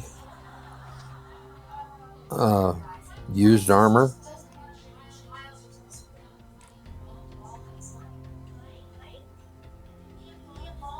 I Maybe. I can, as long as you're not looking for too much. Well, I have. Well, let's see. I'll take it out here. I've got two short swords, a short bow, a suit of leather armor, and a suit of studded leather armor. I like those out on the counter. You tell me what you think you can give me for them. I think you can list those again. Yes, 2 short swords, 1 short bow, 1 suit of leather armor, and 1 suit of studded leather armor.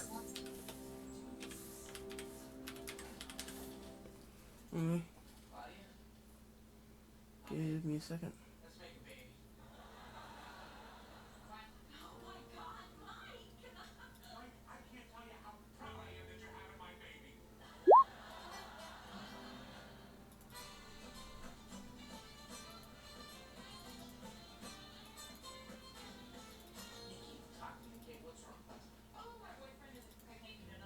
I put it in chat if you're trying to compare stuff. Thank you.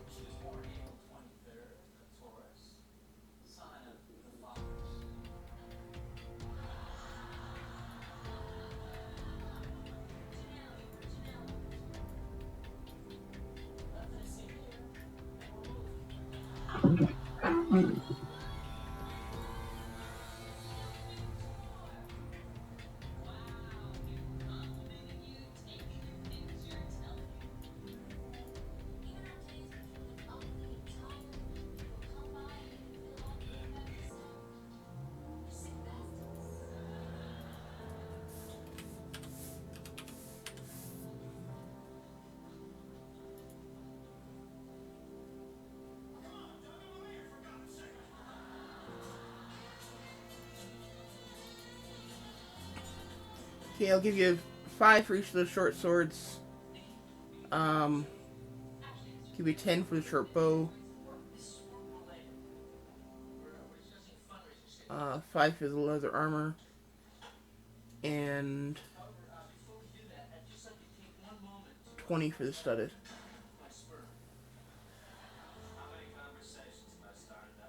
All right, that sounds good.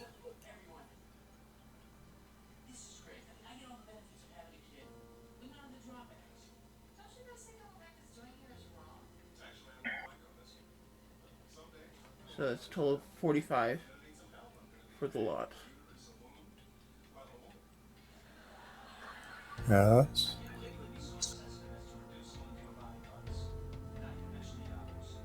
Okay.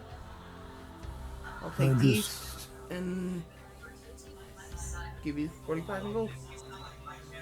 All right, thank you, sir. Uh,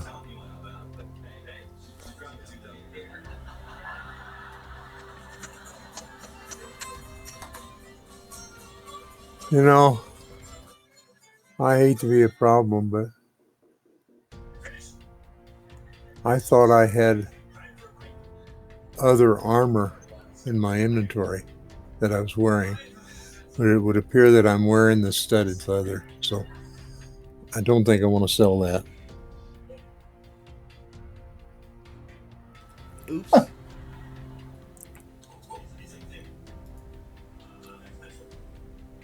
Afraid I got it listed twice.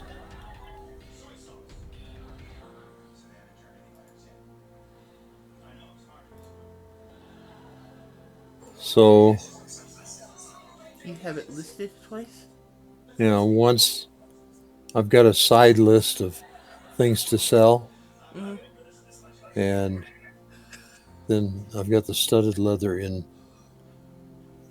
in my inventory that is equipped, and but I only have one suit of studded leather,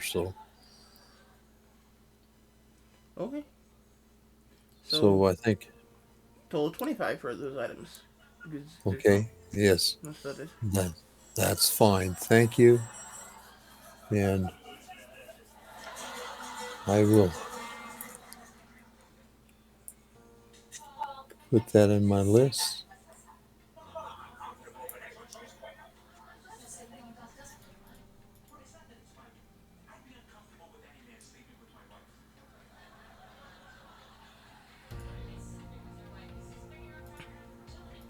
Okay. Um, she sold that stuff. Is there anything else you want to do? Ed? No, not now. Okay.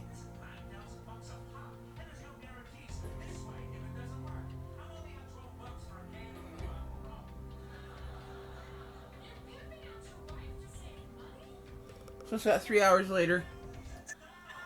Um, what are you guys doing now?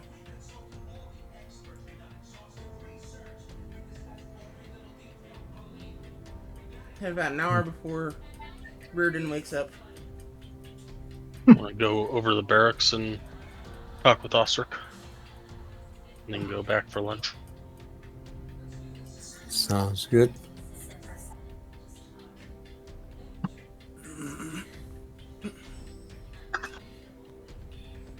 Okay. As you get to the barracks, you can see that there are about 25 militiamen standing in the front yard or in the front, um, facing off against target dummies or each other, and they are practicing. Uh, and with a little bit of um,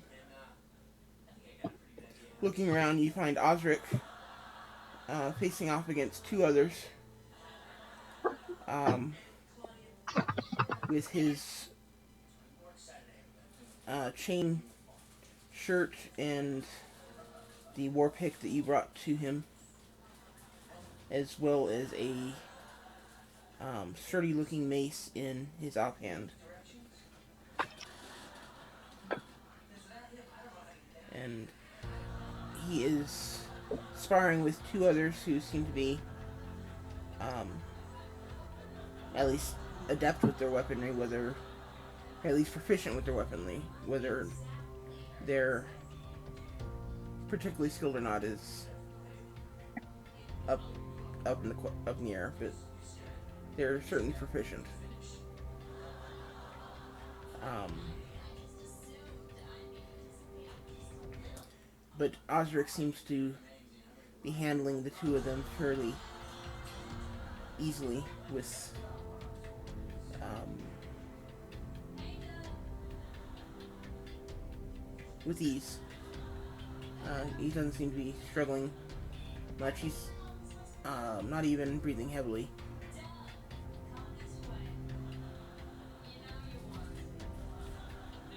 And he takes a moment as you, watching you as you walk up, um, parrying a attack without even looking. And then he calls a halt to the sparring and addresses your group. Says, "Greetings. I wasn't expecting to see you today. Is there more information you can give us on the case? Have you found any or any more news?" Is there somewhere private we can talk? Perhaps in the barracks, away from prying ears. He kind of um,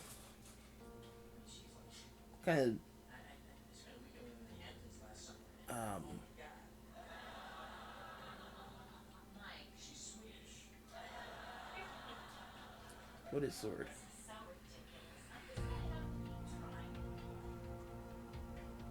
He kind of looks at you for a few moments, his eyebrows furling,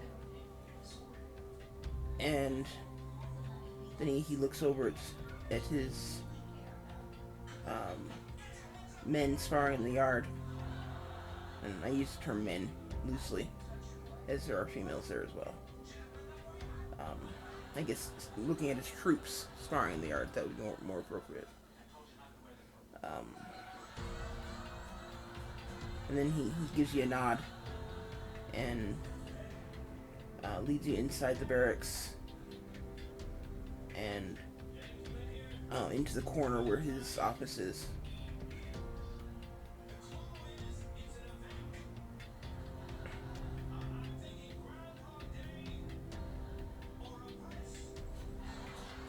And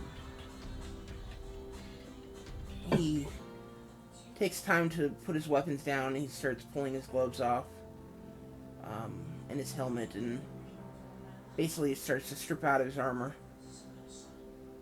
And once he's done, he kind of turns and says, "This should do. What can I do for you?" And he kind of invites you to sit as he sits at his desk and readies himself to listen. So I'll go over the stuff from last night, or from yesterday evening, and say that we went back to the Two Furton's shop. Myself and Bairn went in to chat with him, and Reardon, who is currently at the inn sleeping, had a long night. And Airmail went into his basement. We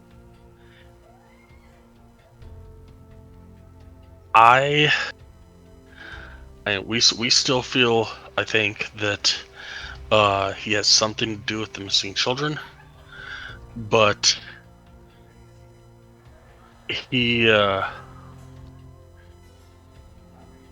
they weren't there in his in the basement of the shop.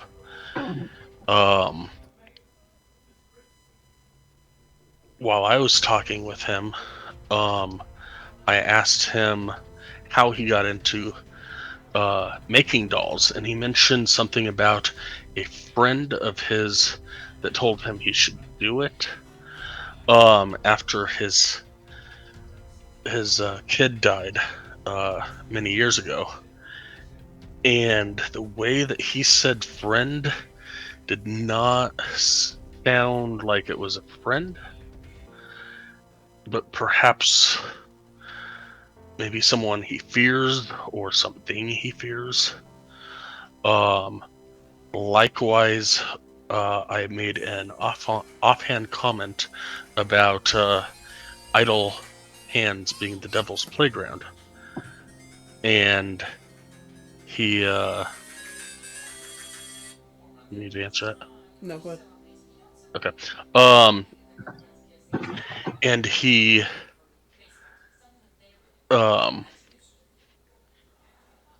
said something along the lines of hearing that as well. But he seemed on edge when I mentioned Devil's Playground. So still no tangible proof against him. But there's definitely something off about him. Outside of that, Reardon was up all night watching his place in case he came out, and of concern for you and your troops, we came across, or he came across, I should say, a plot to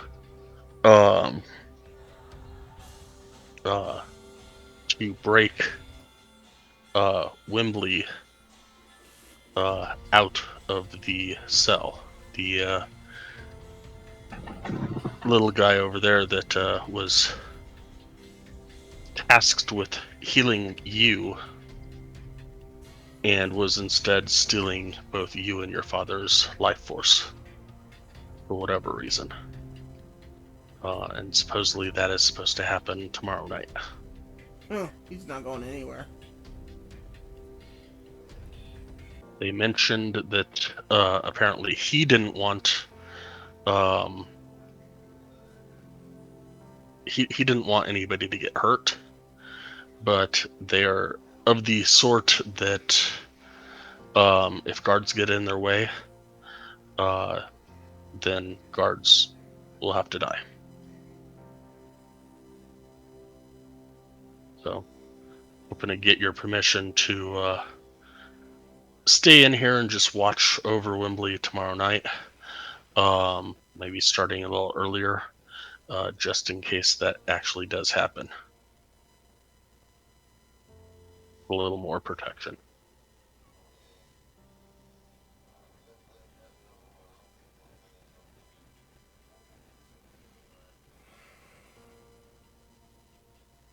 Okay, so you want to attempt to head off this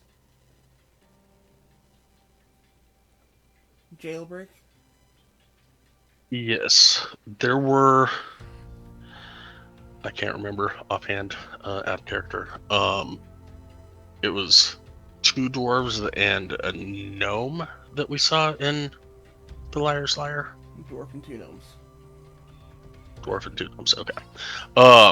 So I'll say 2 nights ago, while we were eating dinner, there were a couple of people paying attention to our conversation, and we noticed them. Again, more pertinently, Reardon noticed them. And as I was about to go talk to them, it was 2 gnomes and a dwarf.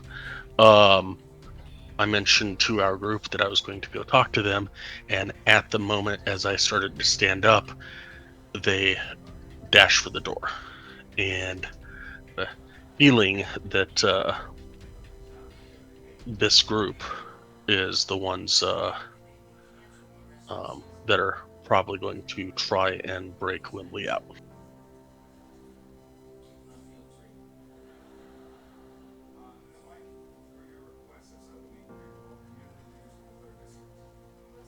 I see.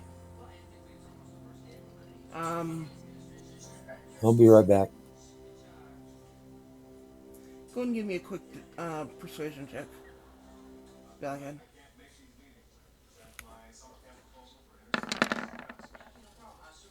Okay. With advantage because I saved his life. You gotta try, right? Well, actually, 12 was more than enough. The DC wasn't very high because you guys have done some good work since you got here. And you guys saved his life. Um,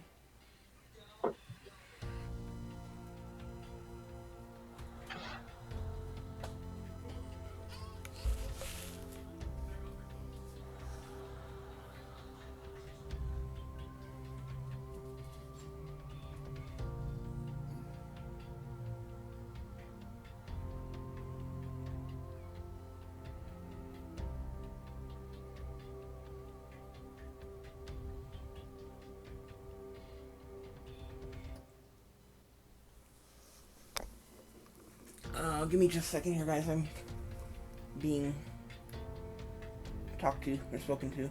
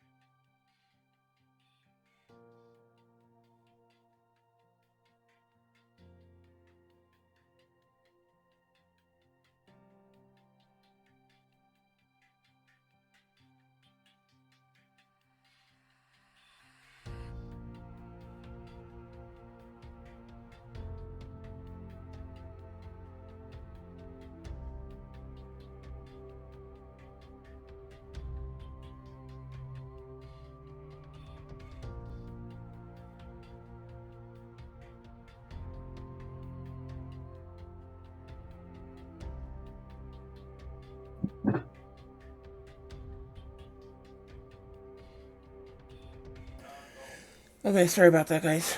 Um,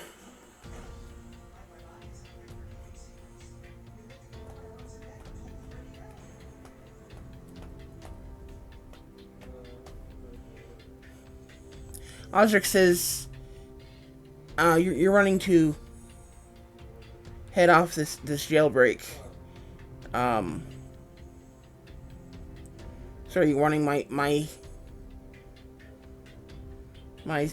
soldiers to stay out of your way, or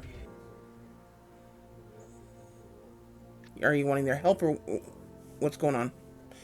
What do you want my? Not in particular need their help. Um, don't want them to stay away either. Just wanted them to go about their business as they normally would, so that we don't draw suspicion. But um, we would like to be stationed inside the barracks in the case that this group does attempt something, because it sounds like they are not against um, putting your guards in harm's way, and not for nothing, but while you were out, as you saw last night, some of your guards got a little lazy, and I just want to make sure that they don't get themselves hurt or killed.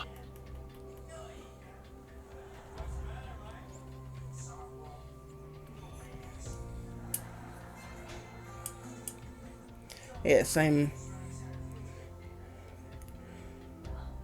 going through a series of disciplinary actions to solve that issue, but that's another topic altogether. And Um, that's the only reason I wanted to do this privately, so I didn't hurt anyone's feelings out with everybody that is out there. Understood. Come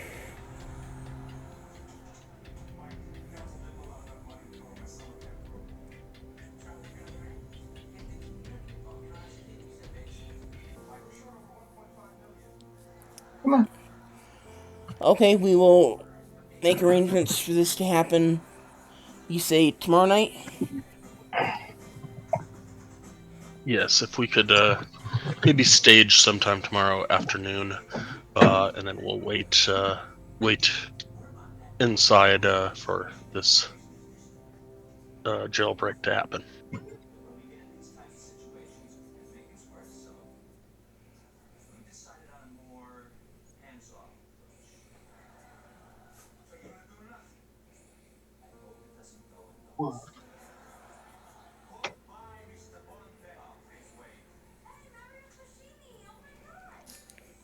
Okay. And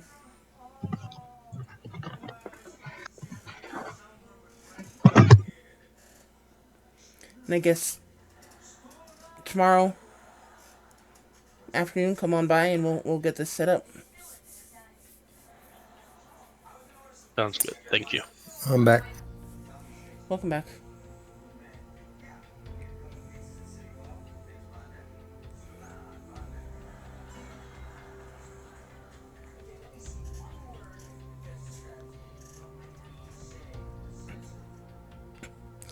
Okay. So you guys leaving or I think so. okay? Unless anyone else has anything to say.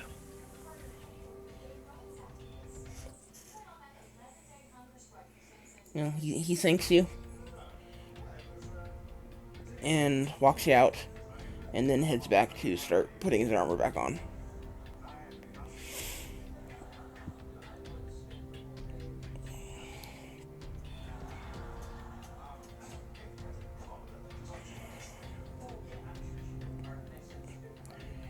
Um, at this point, by the time you get back to the tavern, Reardon would probably be getting up if you wanted to.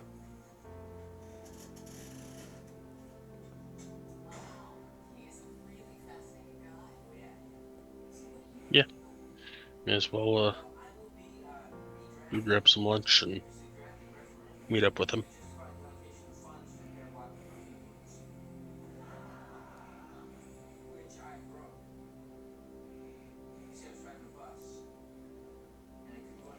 Okay. Reardon, you wake up. You're hungry. Yeah, I'm hungry.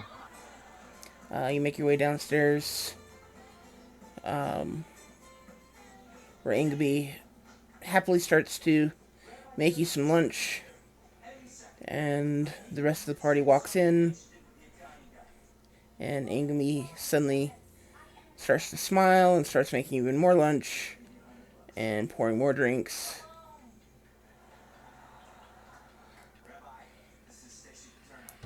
And starts delivering them to the table.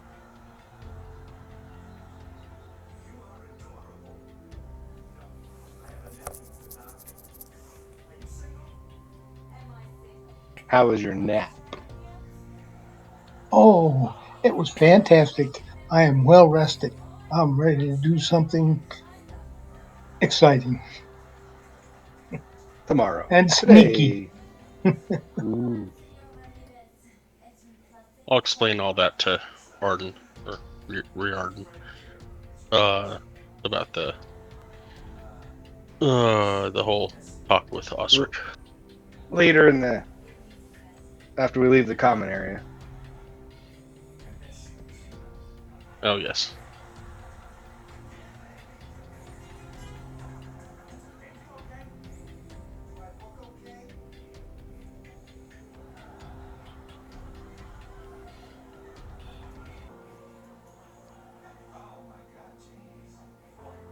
Um,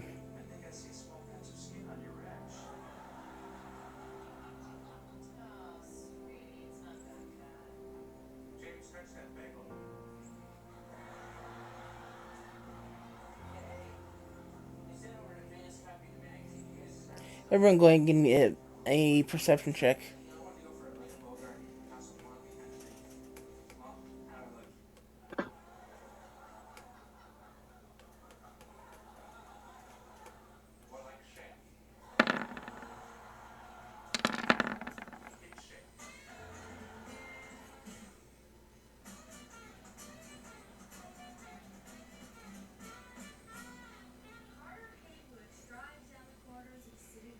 This would actually be a disadvantage, so Durkar, give me another one.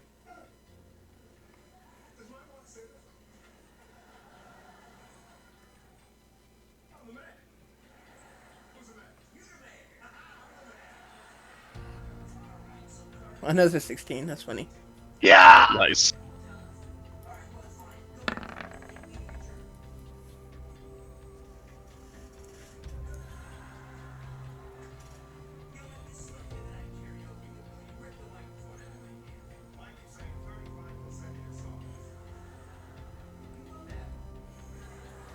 Okay, well, Aramel, Reardon, and Valakad, it looks like you guys notice this. Everyone else is Baron. oblivious. Valakad got a 9. Oh, right.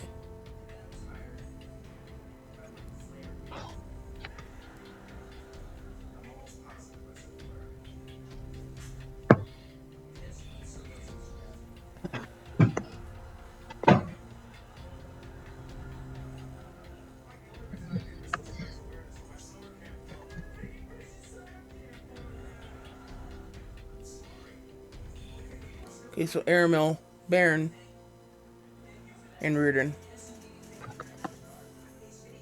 Um, you are the ones that notice this, but as you were having this conversation, um, in the far corner of the... We're gonna wait to have that conversation until we left the common area. Yeah, I stopped him from talking about it. Okay, so you guys are just eating first then, or... Yep. Okay. So while you're eating, you see in the darkest corner, all the way across the tap room, seated in a chair in the corner, just barely visible in the shadows, there is a gnome who seems to be paying very close attention to your party.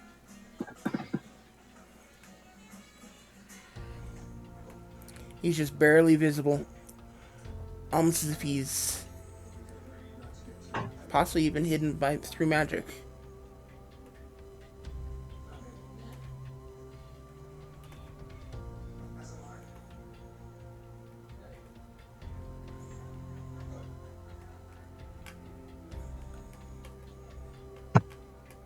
If you weren't specifically looking for him, it would be very easy just to pass it by as a shadow.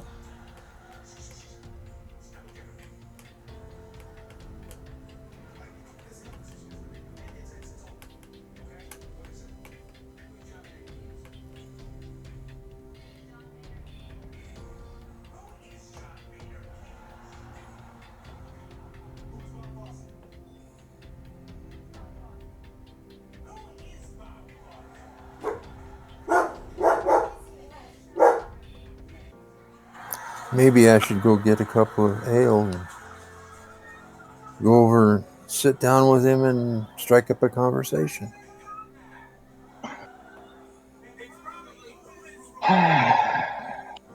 Oh, that might kind of, you know,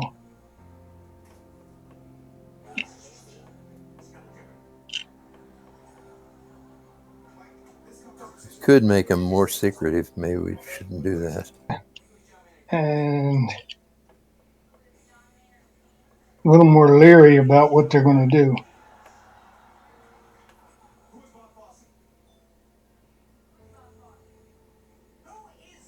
Who? Wait. Somebody's doing. Who are you? What?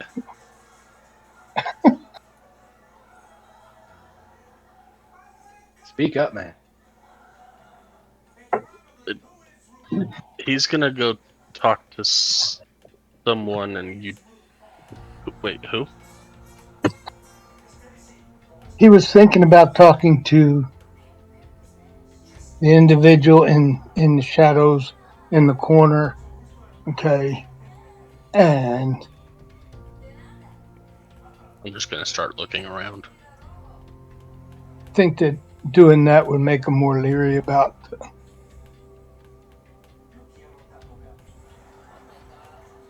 Now that they pointed him out, do I see him? Yeah. Yeah, now that you're actually looking for him. You miss him first couple times, you glance in the corner, but eventually you do finally realize, oh wait, there is actually somebody there. I'll really quietly say, "You want me to freak him out?"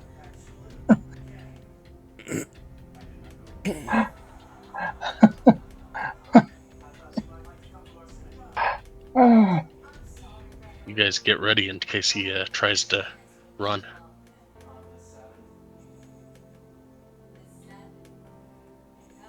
If it's part of what's going on later, I would say no.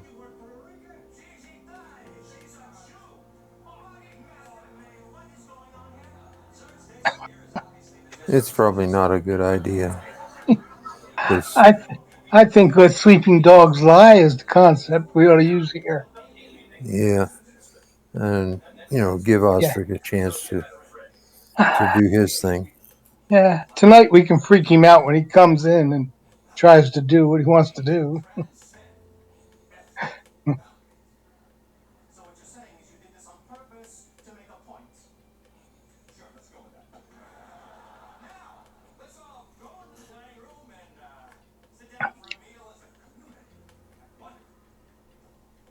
I I think what I want to do is go up and work on sharpening my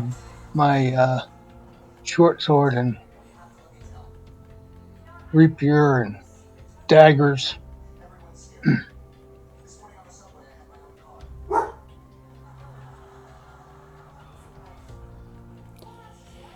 Okay, so after making this discovery and finishing your breakfast or your lunch. Um, you guys make your way upstairs. Uh, Angaby slapping Durkar on the rump on the way past.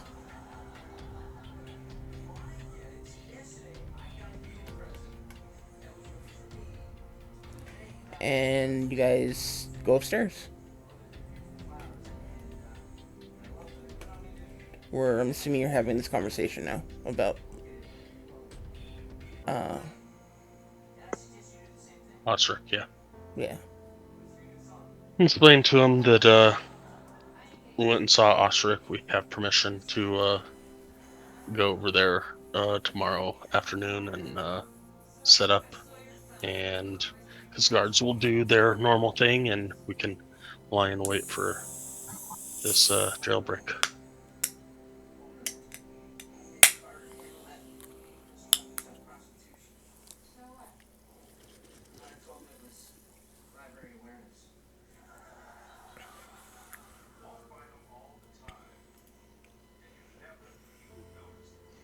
I want to have my dragon sitting above the door outside the room, keeping watch to see if anybody tries to listen. Okay, give me a perception check from your dragon.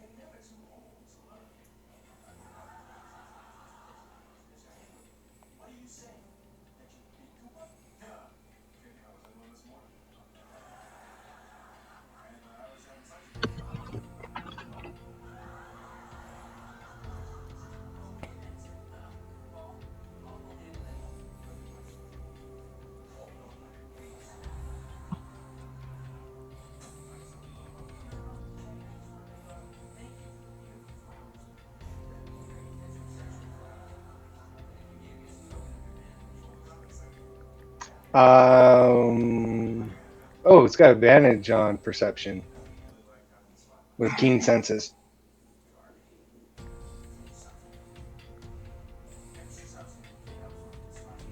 Okay. I forgot about that.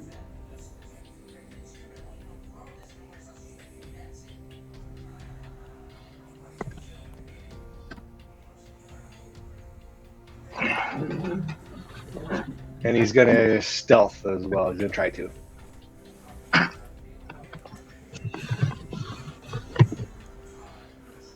Okay. I'll ask for that roll when you win or if you need it. Um.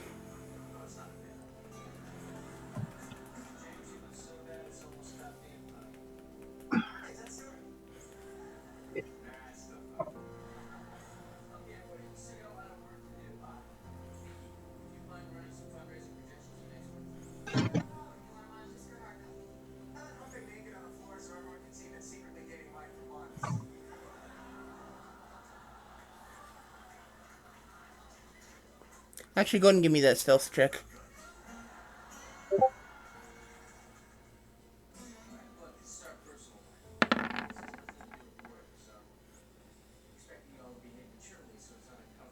Jeez, what do you roll two for?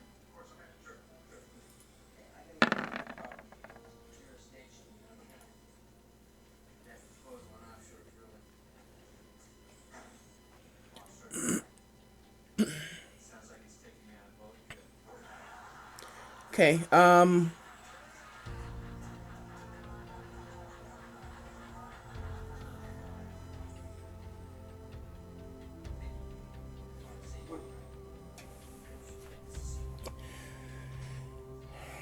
Just after you have about 10 minutes or so after you guys come upstairs, and your dragon is hiding in the rafters out in the hall, trying to keep watch.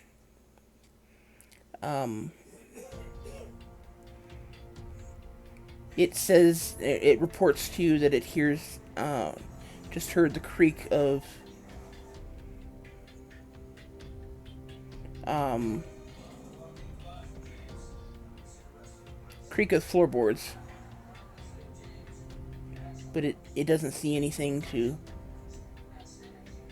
cause the creak.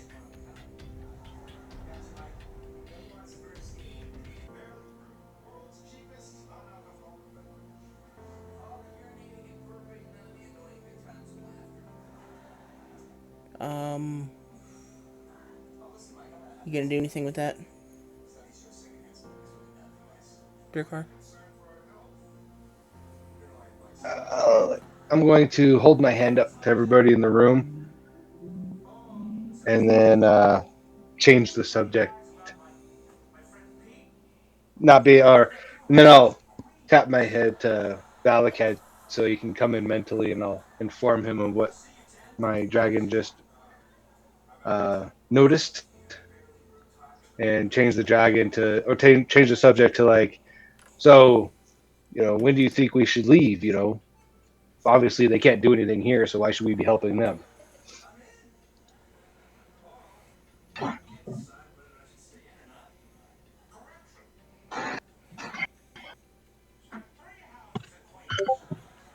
Sorry, what was that? One more time.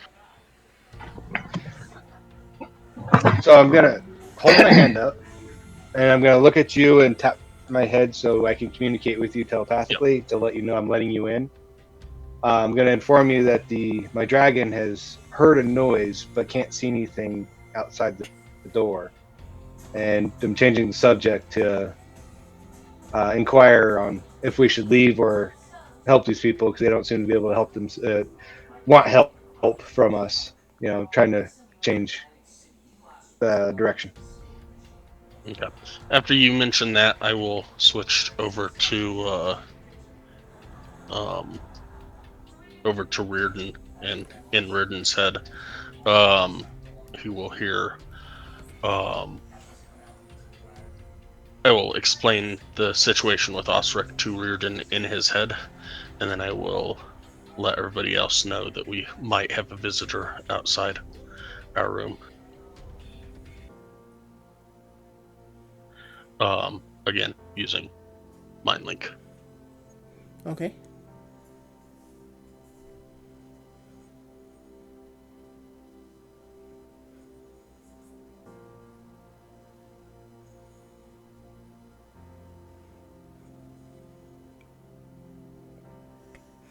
I just imagine you guys are all just sitting there having a conversation. Dirkar calls a sudden stop, and then each of you gets this like burst of radio static in your head saying "might have a visitor," and then it just goes silent again. Well, that's why I Now, changed the subject. I'll sit there and say that the the metal of these two daggers I have is quite outstanding. They take an edge so quickly.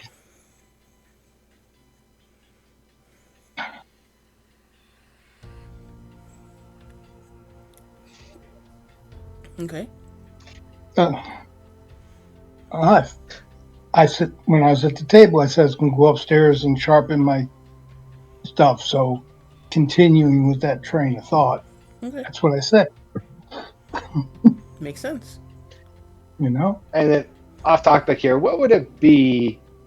um, what would it take for me to get proficient enough to start being able to enhance sharpnesses of weapons and stuff?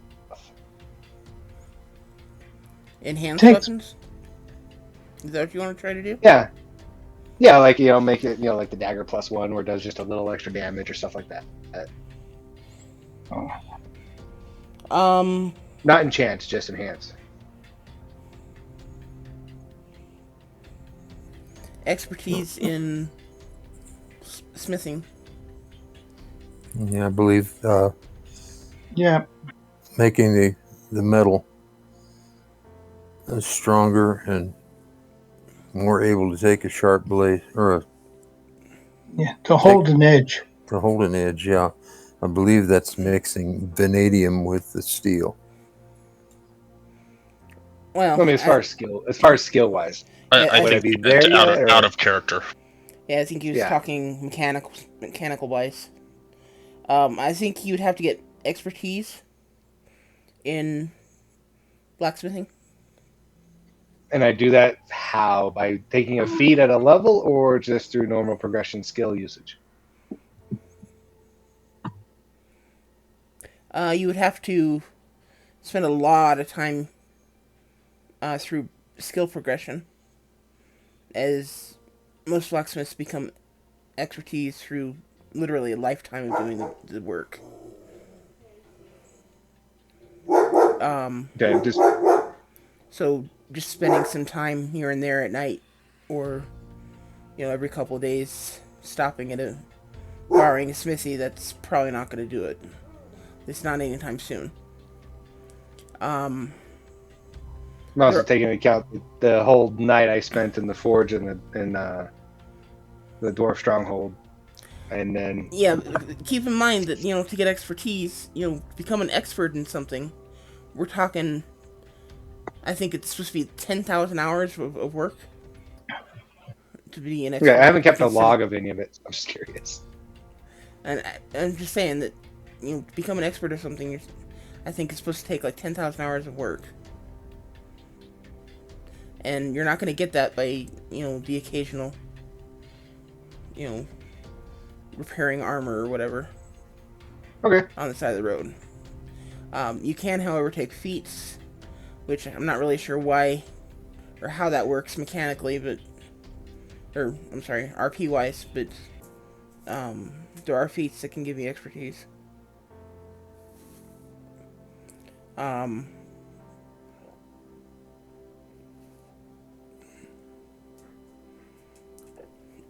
I believe taking uh, skills in rogue or bard might give you expertise in some skills as well. I okay, I believe, was curious because yeah, I've maybe. been it's like a lifetime job I've been doing or thing I've been doing since I was a kid on the farm. Something we would do is maintain equipment. Yeah, but that's why you're proficient. Okay, I was just checking. I get back to the story. Sorry.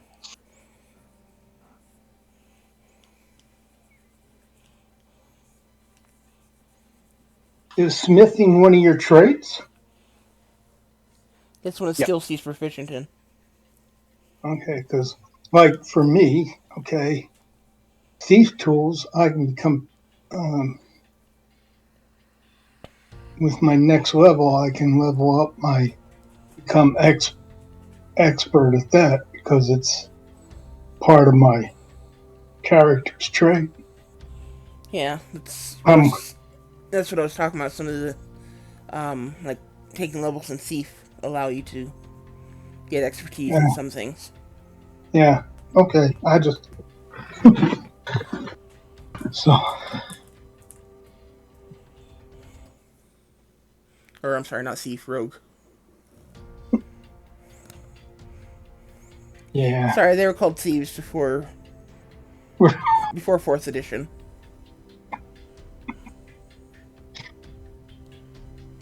Anyway, A thief by any other name is still a thief. But what if you're not a thief?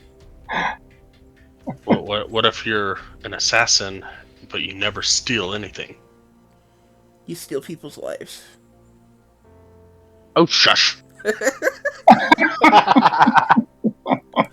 No, that's actually why that very argument, Sky, is why they decided to change it into rogues instead of thieves.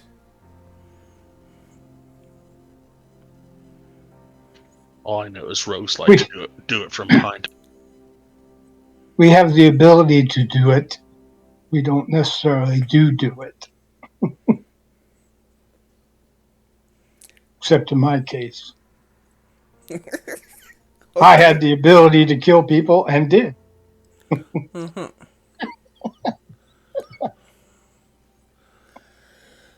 Okay, so um, what are you guys doing about this visitor that you guys think you might have?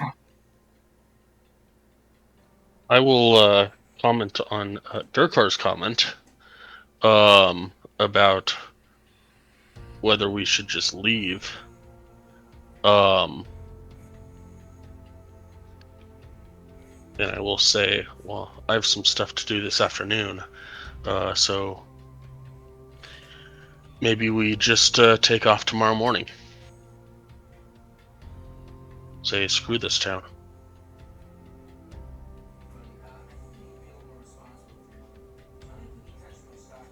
giving everybody Alright. else the eye of like, not really telling the truth here, but trying But to. where's our next stop? Well, if these guys don't want us, then maybe we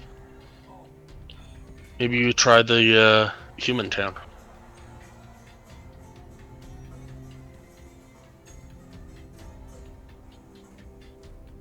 Yeah, we can go there.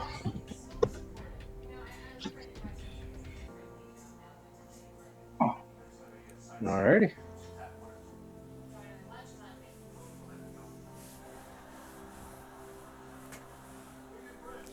And this is all being said in an effort to mislead whoever may be paying attention. Yes. Yes. Okay, then give me a perception check. A group Perception or perception or What? I'm sorry, deception, not perception. Deception. this a group skill for That all of from us? all of us? You want to do a group skill? Is that what you're wanting? You're just asking? Yeah, I mean, is that what we're doing, or is it just one of us roll and that's it? Um, yeah, let's go ahead and do it a group. Everyone said something.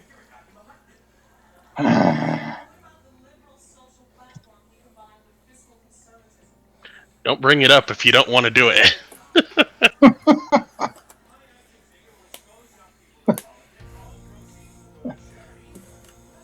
Well, initially I thought we did good, but Nah. Al started rolling.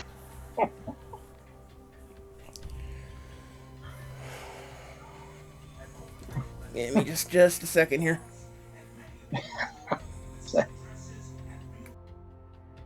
Man, the rogues suck at deception. Come on. Yeah, You're supposed to be liars, thieves. I got a -2 for deception, guys. Oh, Jesus. They're not very charismatic. Nope. I told you, I'm just good at one thing.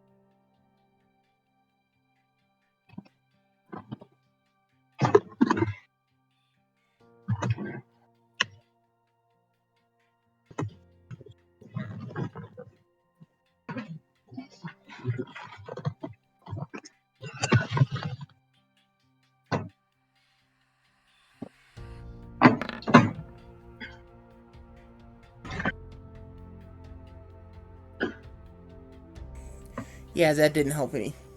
Okay. Whoa! Well, we're liars and they know it.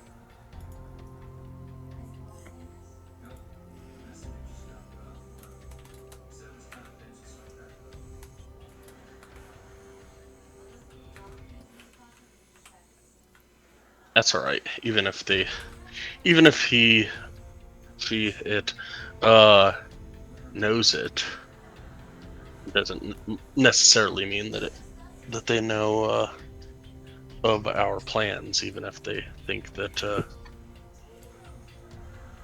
we're not being very truthful about leaving.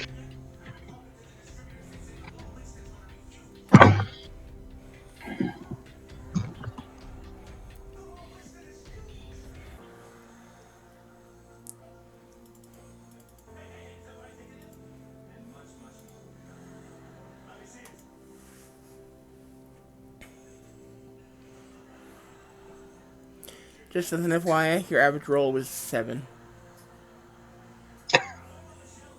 Yay! Hey, as long as his insight is below 7, we're good.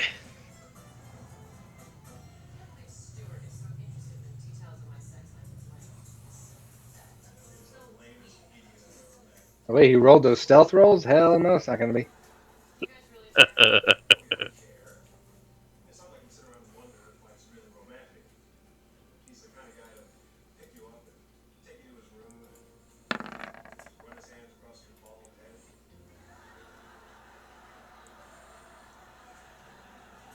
I can totally imagine this going on. We should totally leave tomorrow. Where should we go? We should totally go to that human town if these people don't like us. I know, right? Okay,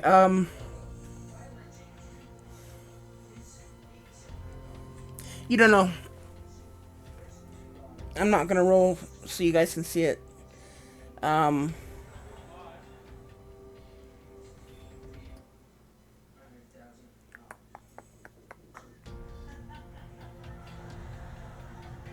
Well, you still got to roll, but just. oh, I did. I rolled. Oh. So, Valakad, you saw it. What's going on?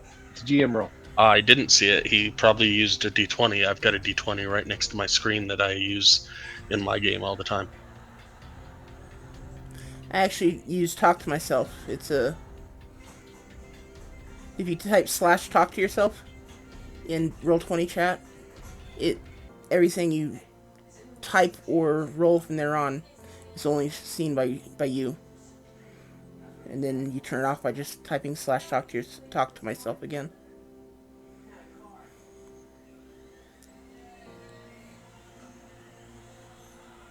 I think it'd be easier just to roll a d20. If I had one out, yeah. I don't have one out though. What? Um,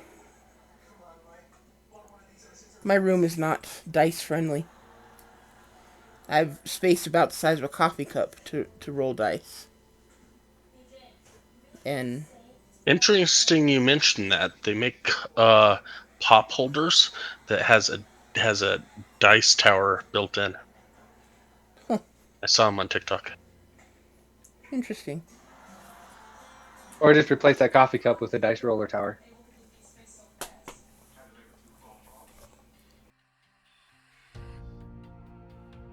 Or empty the cup and roll the dice in the coffee cup.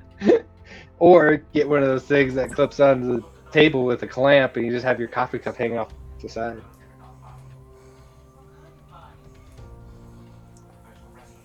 Okay, I don't actually have a coffee cup. I said I have I have enough space or about the space of a coffee cup to roll the dice. Just saying. But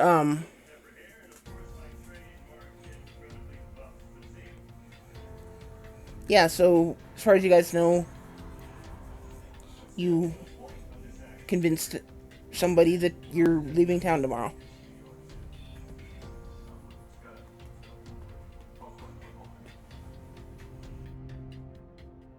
Actually, more important is you convince them that you were talking about other things instead of what they wanted to hear.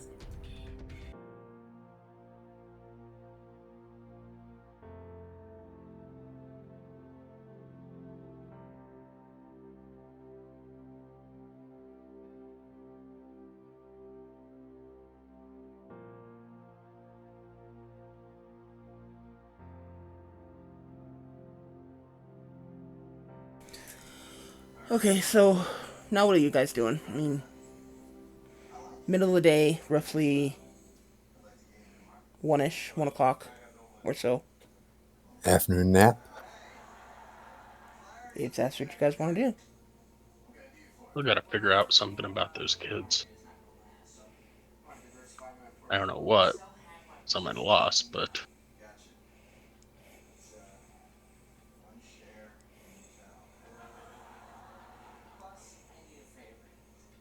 Oh, with the limited information we have, I think the most time elapsed between children going missing is 6 days. And we're now at 3, assuming nothing happens today. So if we just hang around and pay attention, we should have, something should happen within the next few days.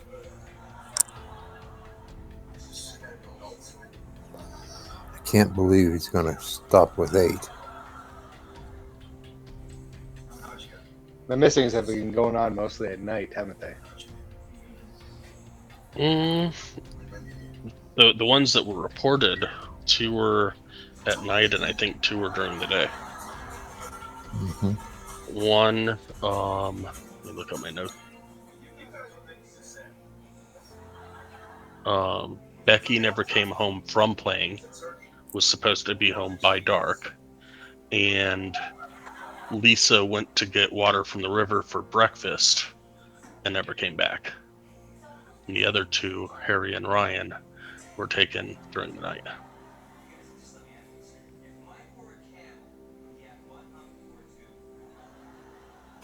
It just seems to me that someone who's taken 4 that we're sure of and 4 more that probably occurred isn't going to stop. It's like expecting a serial killer just to get tired of it and stop. And if it is Burton, who we suspect, and if it is because the dolls need or are made from or whatever children,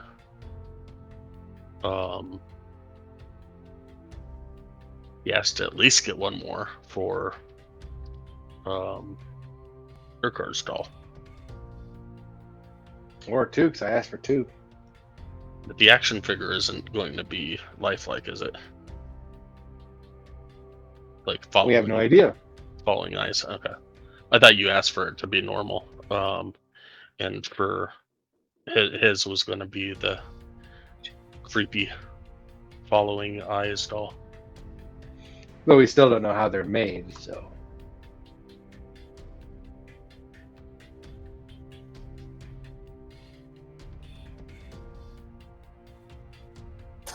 Did you get a good look at the dolls that he has on the shelf? Not a great look. He had a bunch. We saw the one of his son. And he kind of showed me and Baron the his son, and he pushed the rune, and where the necromancer Bauman pressed his rune, and kind of an image, a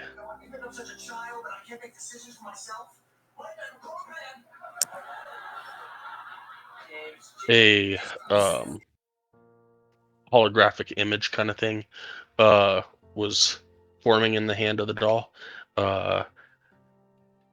Verton's doll seemed to come to life before us, as his son was actually standing there, except not. Okay. What I was thinking of was that based on your previous description, that leaves 11 other dolls. And I was just wondering, do any of those other dolls look like the children that we know are missing? Just to clarify, the 2 dolls that you guys have seen activated, the necromancers and Furtons, they did have the same similar illusory interaction when the sigil was pushed on the hand. Um, I apparently described it differently, but yes, it's So the doll actually got up from where it was in the barn. it was more of an illusion of the doll, an illusion of an illusion of the child. The doll itself didn't actually move. The an illusion formed, kind of like a holographic illusion, formed where the doll was, and then got up and started to um, react in a way that a predefined way. Predefined memory, essentially. Yeah. Okay. Whereas the necromancer's was actually, um, I think it was performing something, maybe a dance or something. I don't remember what I said, but the doll makers was having a conversation with someone who wasn't there. You could assume it was probably the doll maker himself.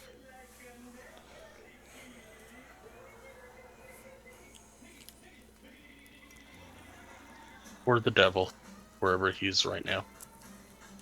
If that's the way you wanna think of it, go for it.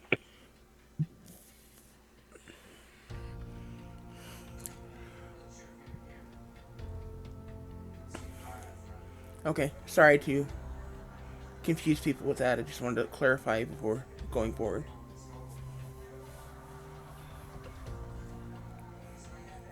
Continue.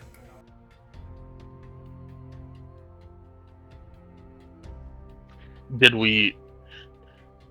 I feel like I did not get a very good look at the. I think want to say you had me roll, and it was not good. At the rest of the dolls. You did not, and neither has anyone else who's been in the building because I've had you guys roll each time. Okay, then I will mention that I was paying more attention to his son's doll than anything else. So I'm not sure if the other ones had traits of the missing kids or not.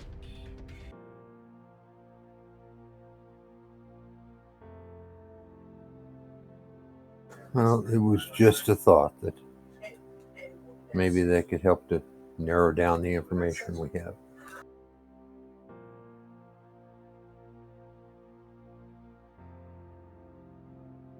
A good thought, but about going back and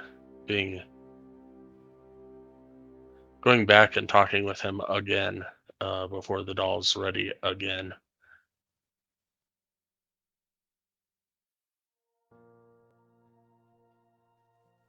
Would Might have be a little seemed bit kind of off. odd. Yeah.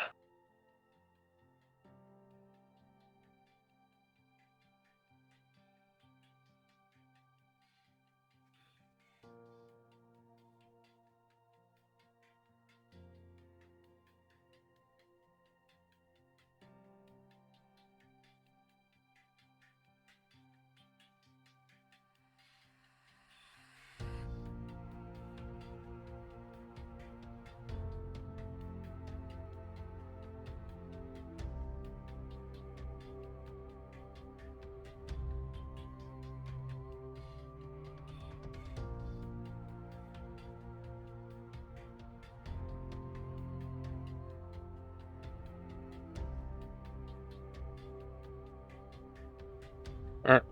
Well, eventually, I'm gonna get up and walk over to the door and open it.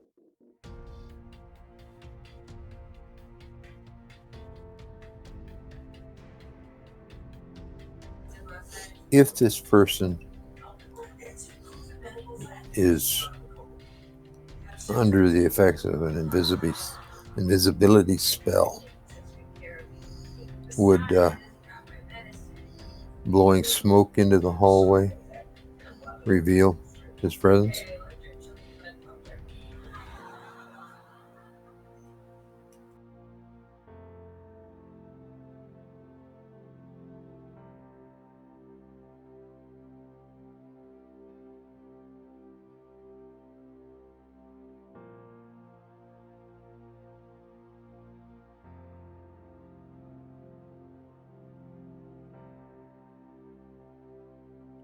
I would imagine so, but that would be a DM thing. Of course, it was muted when I was saying that. Possibly. Depends on how much smoke you blow into the hallway, where they're standing, and how perceptive you are.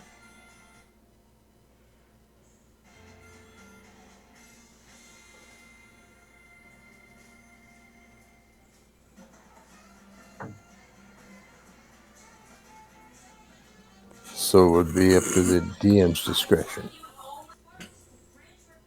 Yes. I wasn't muted when I said that, right? Apparently, the second time, no. Okay. It is up to the DM's discretion, and again, how much smoke you're blowing, how perceptive you are, and where they're standing in the hallway. I can blow a lot of smoke. I believe it. Oh, we know.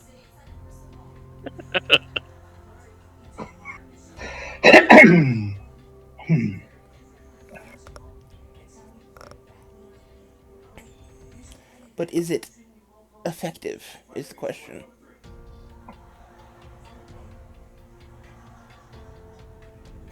I don't really think it matters because I think we're either going to catch them tonight or we're not. Those are the two options. Yes.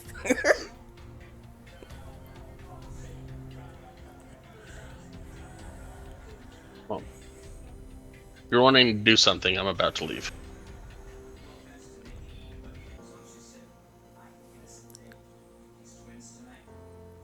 Where are you going? Get my loot. Ah, yes. So now for next foreseeable future, we're going to get to be entertained by your learning how to play. Gonna be amazing. I mean, you saw how well I did last night, so can only go up, right?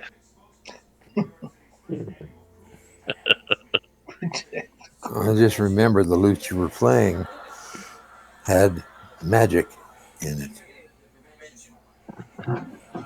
Pure skill, baby. Pure skill. Right. Oh, here goes my ears.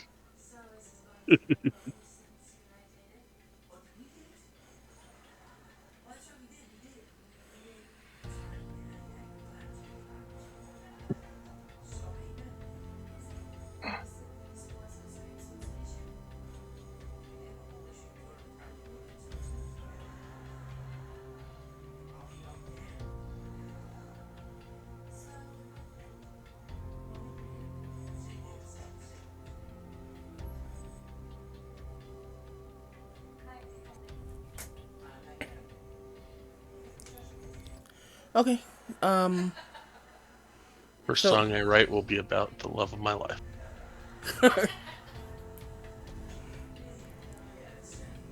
so Valcad goes out and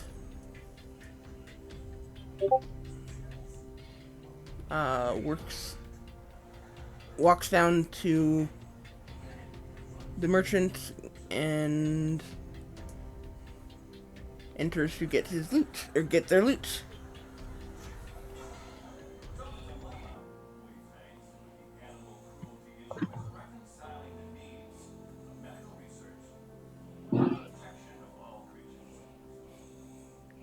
And as you come into the shop, the shopkeeper nods at you, steps into the back room, comes out with a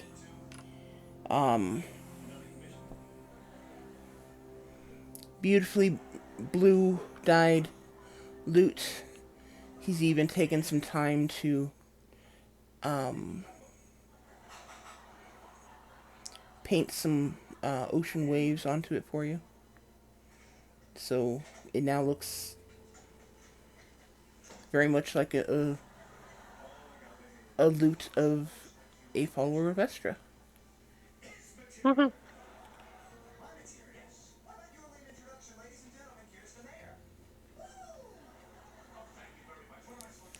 Then I guess I will head back to the inn. Okay.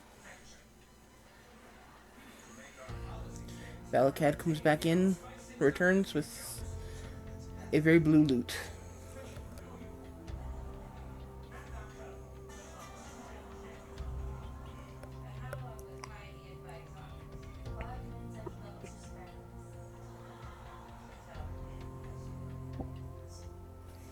Okay, what are you guys doing now?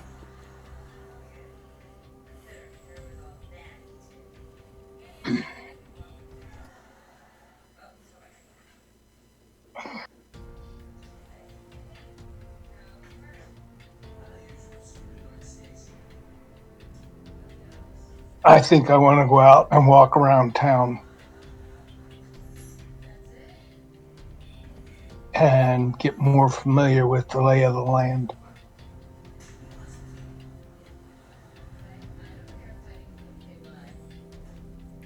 Okay, go and give me an intelligence check. Go and make that survival check. I'm sorry.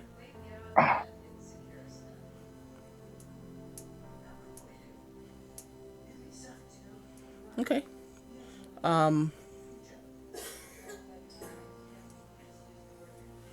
you spend time traveling through up and down the different streets, and um, eventually you start to travel up and down the different alleyways. And how long you want to spend doing this? Oh, couple 3 hours. Okay. Um, After 3 hours, you've gotten a fairly detailed map of um, the area around the city center, city square, main square, whatever you want to call it. Okay.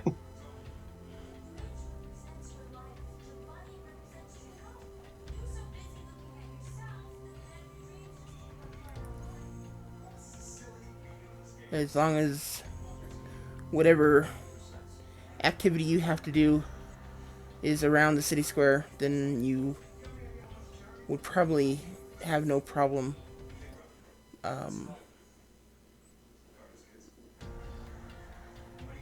navigating to cut people off and such. So,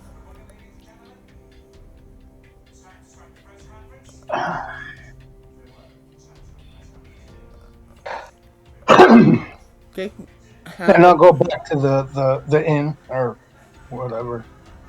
Okay. So, what about Airmail, Durkar, and Valakad once you get back from the shop getting your loot? I'll be When are sitting we down in the. supposed to go? Oh, right. Tomorrow afternoon. Ah, Yeah, meeting Osric is tomorrow afternoon. So okay. basically, you guys have a day of downtime to do whatever you want. All right. I think Balakat will go out just outside of town and go try and find and pick some healing herbs for like the next what do we got? What are we at? Like 2 o'clock? Yeah, So next 6 hours. 6 hours. Okay. Um,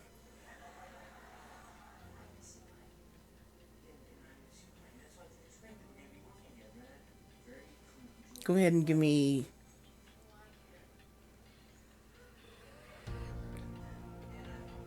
3 survival checks.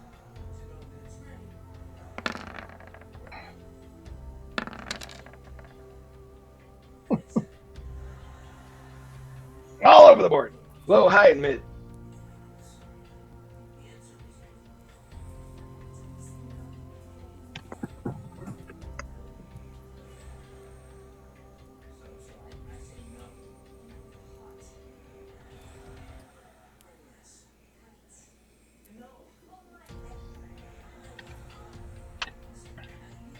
You said 6 hours, right?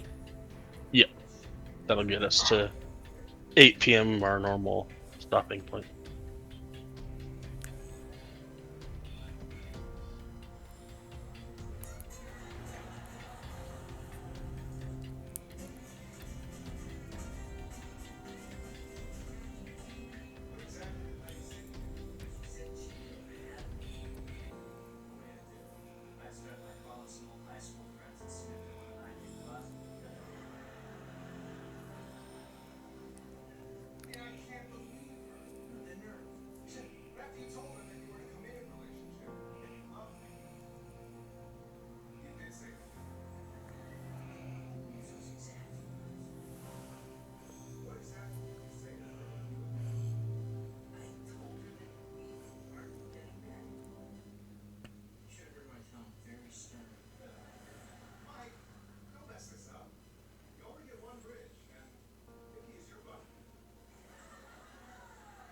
Okay. You come up with enough herbs to make 9 potions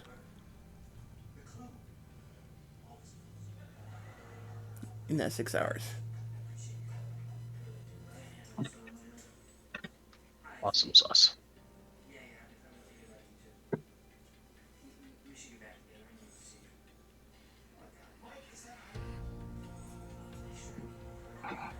I'll go ahead and give you 10, actually. Go ahead and make it 10.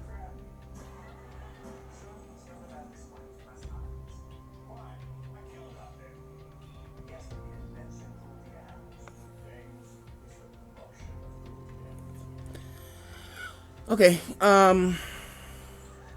so Valakad's off looking for herbs. Reardon is out exploring the town.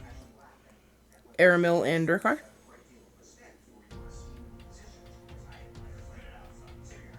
Hang on.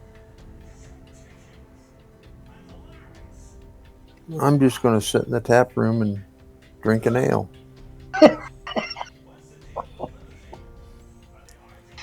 Okay. Yeah, I think I was just going to go for a ride on my lizard around town just to have something to do. Okay, so basically for recreation, A not couple hours. not Yeah, for doing anything specific. yeah, just wreck. Okay. Angaby will make sure to keep uh your mug full, Aramil. Why, thank you. And um when it's slow, she'll come over and chat with you. Just basically small talk, nothing too serious. Okay. Sneaking in random questions about Durkar, whenever she can sneak them in.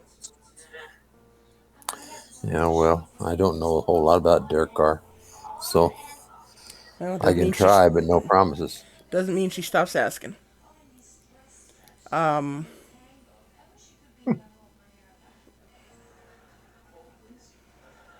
yeah, that's about as far as that goes. Um, yeah, the rest of you um, spend the evening doing your separate things. Um, is there anything you want to do when you return, or do you just want to head to bed for the evening?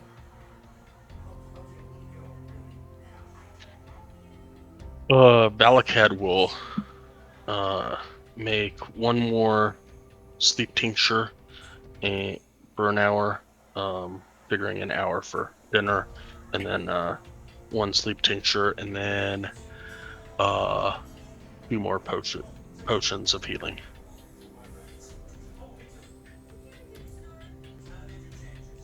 Okay, you want to make a sleep tincture and what else? I'm sorry.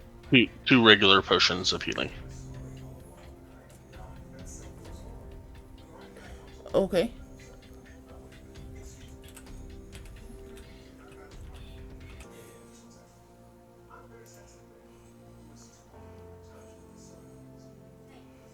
You guys have 3rd level spells? Clerics do. Okay. I think I do too. Yeah, Balakad's got two.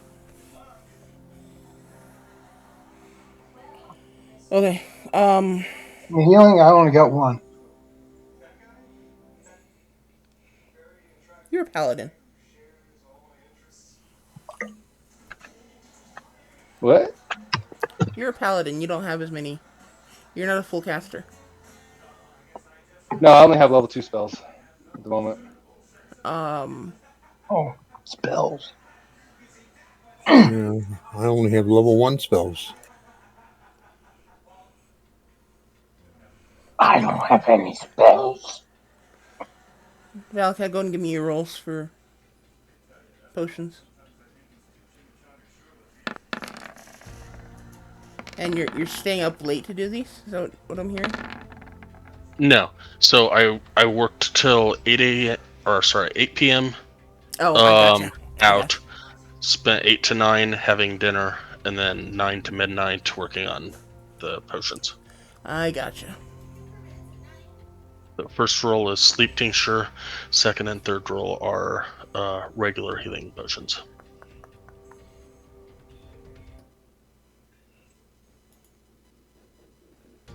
Let's see. Where are you?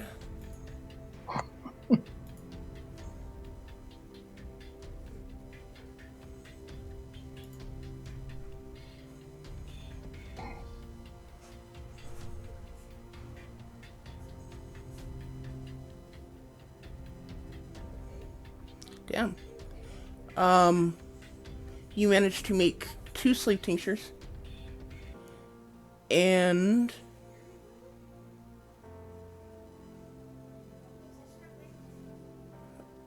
you said those are regular healing potions?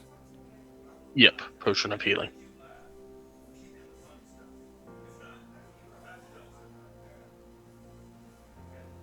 Three healing potions.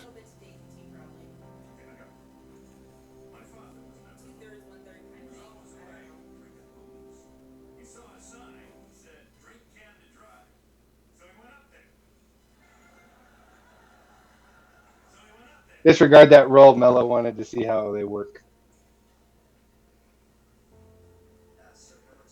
Mello wanted to see?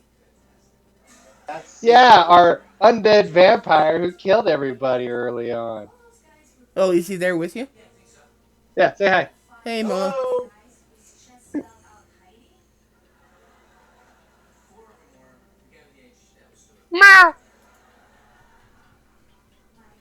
And to the wife as well, if she's there or not, or whatever. No, she didn't come. Okay, well. Um, I'd be mad if she came and didn't tell me. Yep. I'll tell her the next time that she comes into town not to tell you. She would not do that. okay, so I'm assuming you guys are ready to take your long rest for the night. I'm going to grab the bartender yet again. Okay, give me a Constitution check and a performance check.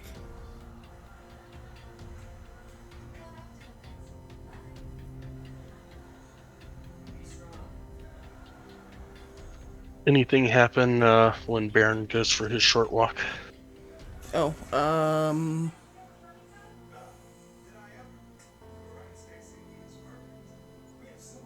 ouch. Which one's which? Durkar. That was the con. The one is the. Oh, you rolled a d6 for the one. No, That that one that was that was because Mello for wanted to see what was going on. Oh, gotcha. Okay, so 22 is your con. And then my performance, you say?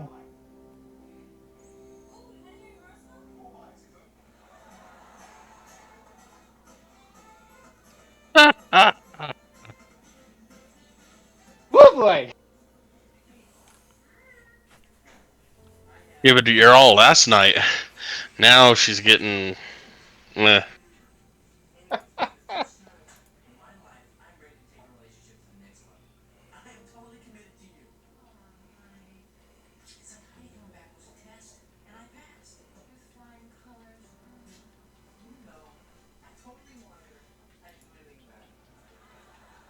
with advantage because the nerves are gone now.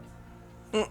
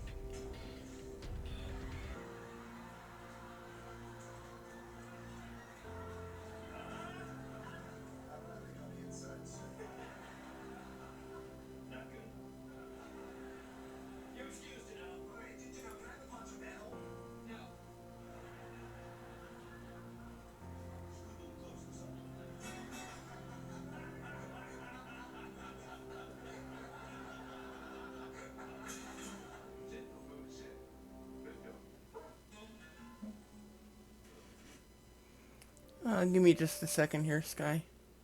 Trying to figure out. All good.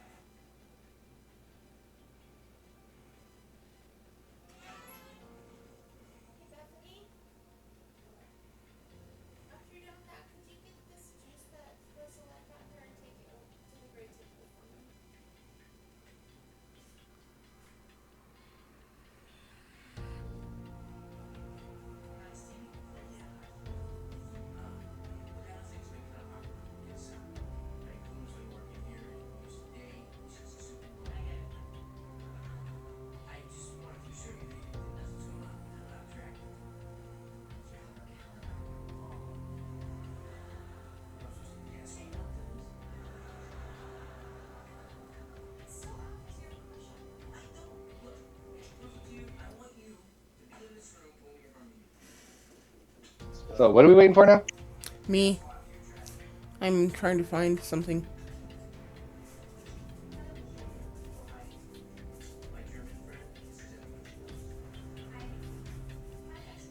Now the question: we're going to her room, right? What's that? Or yeah, my nightly visits. We're going to her room, right? Sure, why not? Okay, just checking.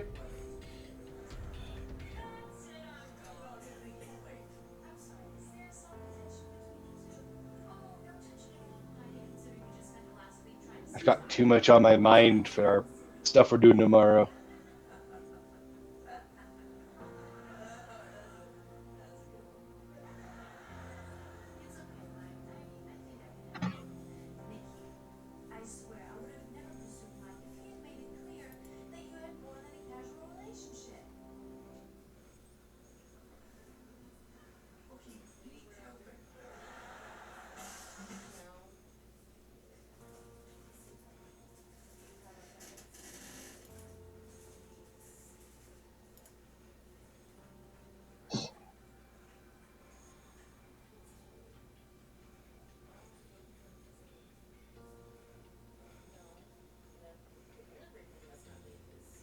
Um,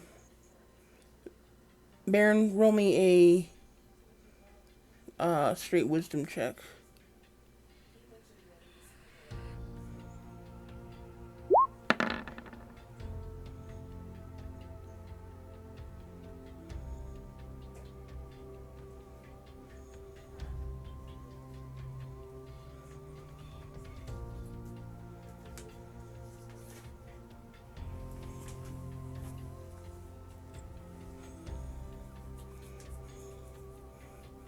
Wow, there are a lot of spells in here that were not in here before.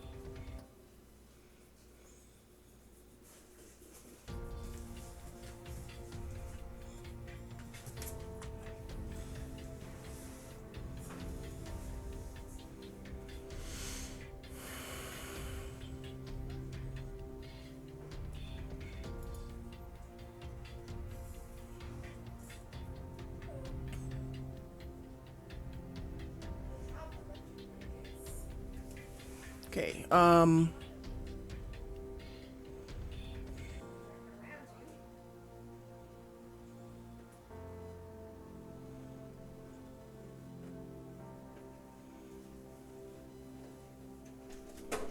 You, Baron feels the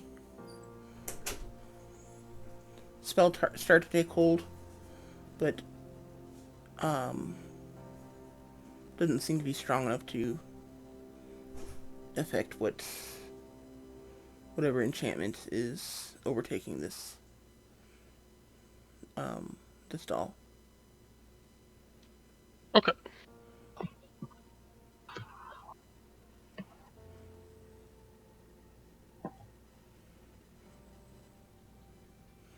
Okay, is there anything else you guys want to do for tonight before you take a long rest? Nope, I don't even want to go through my disappointment I'm going to have. Too much on my mind. Too much on my mind. Okay. Um,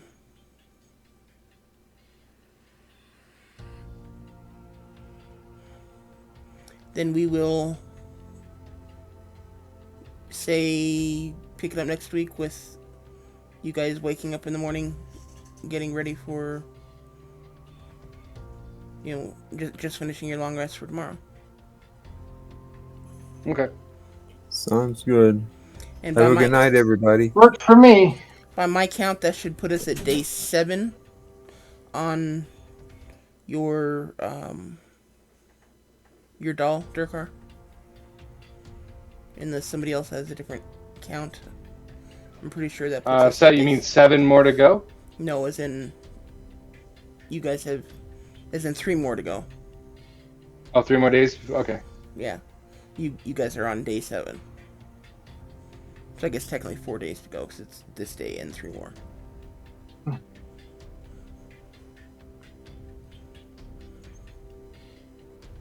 Okay. Okay. Okay, then we'll pick this up next week. Next session. Yeah, that's it. Everyone go have fun. Ah, All right. laters. See everybody next week. Well, some of you will see day after tomorrow. Oh yeah. That's gonna be interesting. Yeah. Okay, see you tomorrow. Or whatever. Next week, you guys know what I mean. Yeah. Yeah, yeah.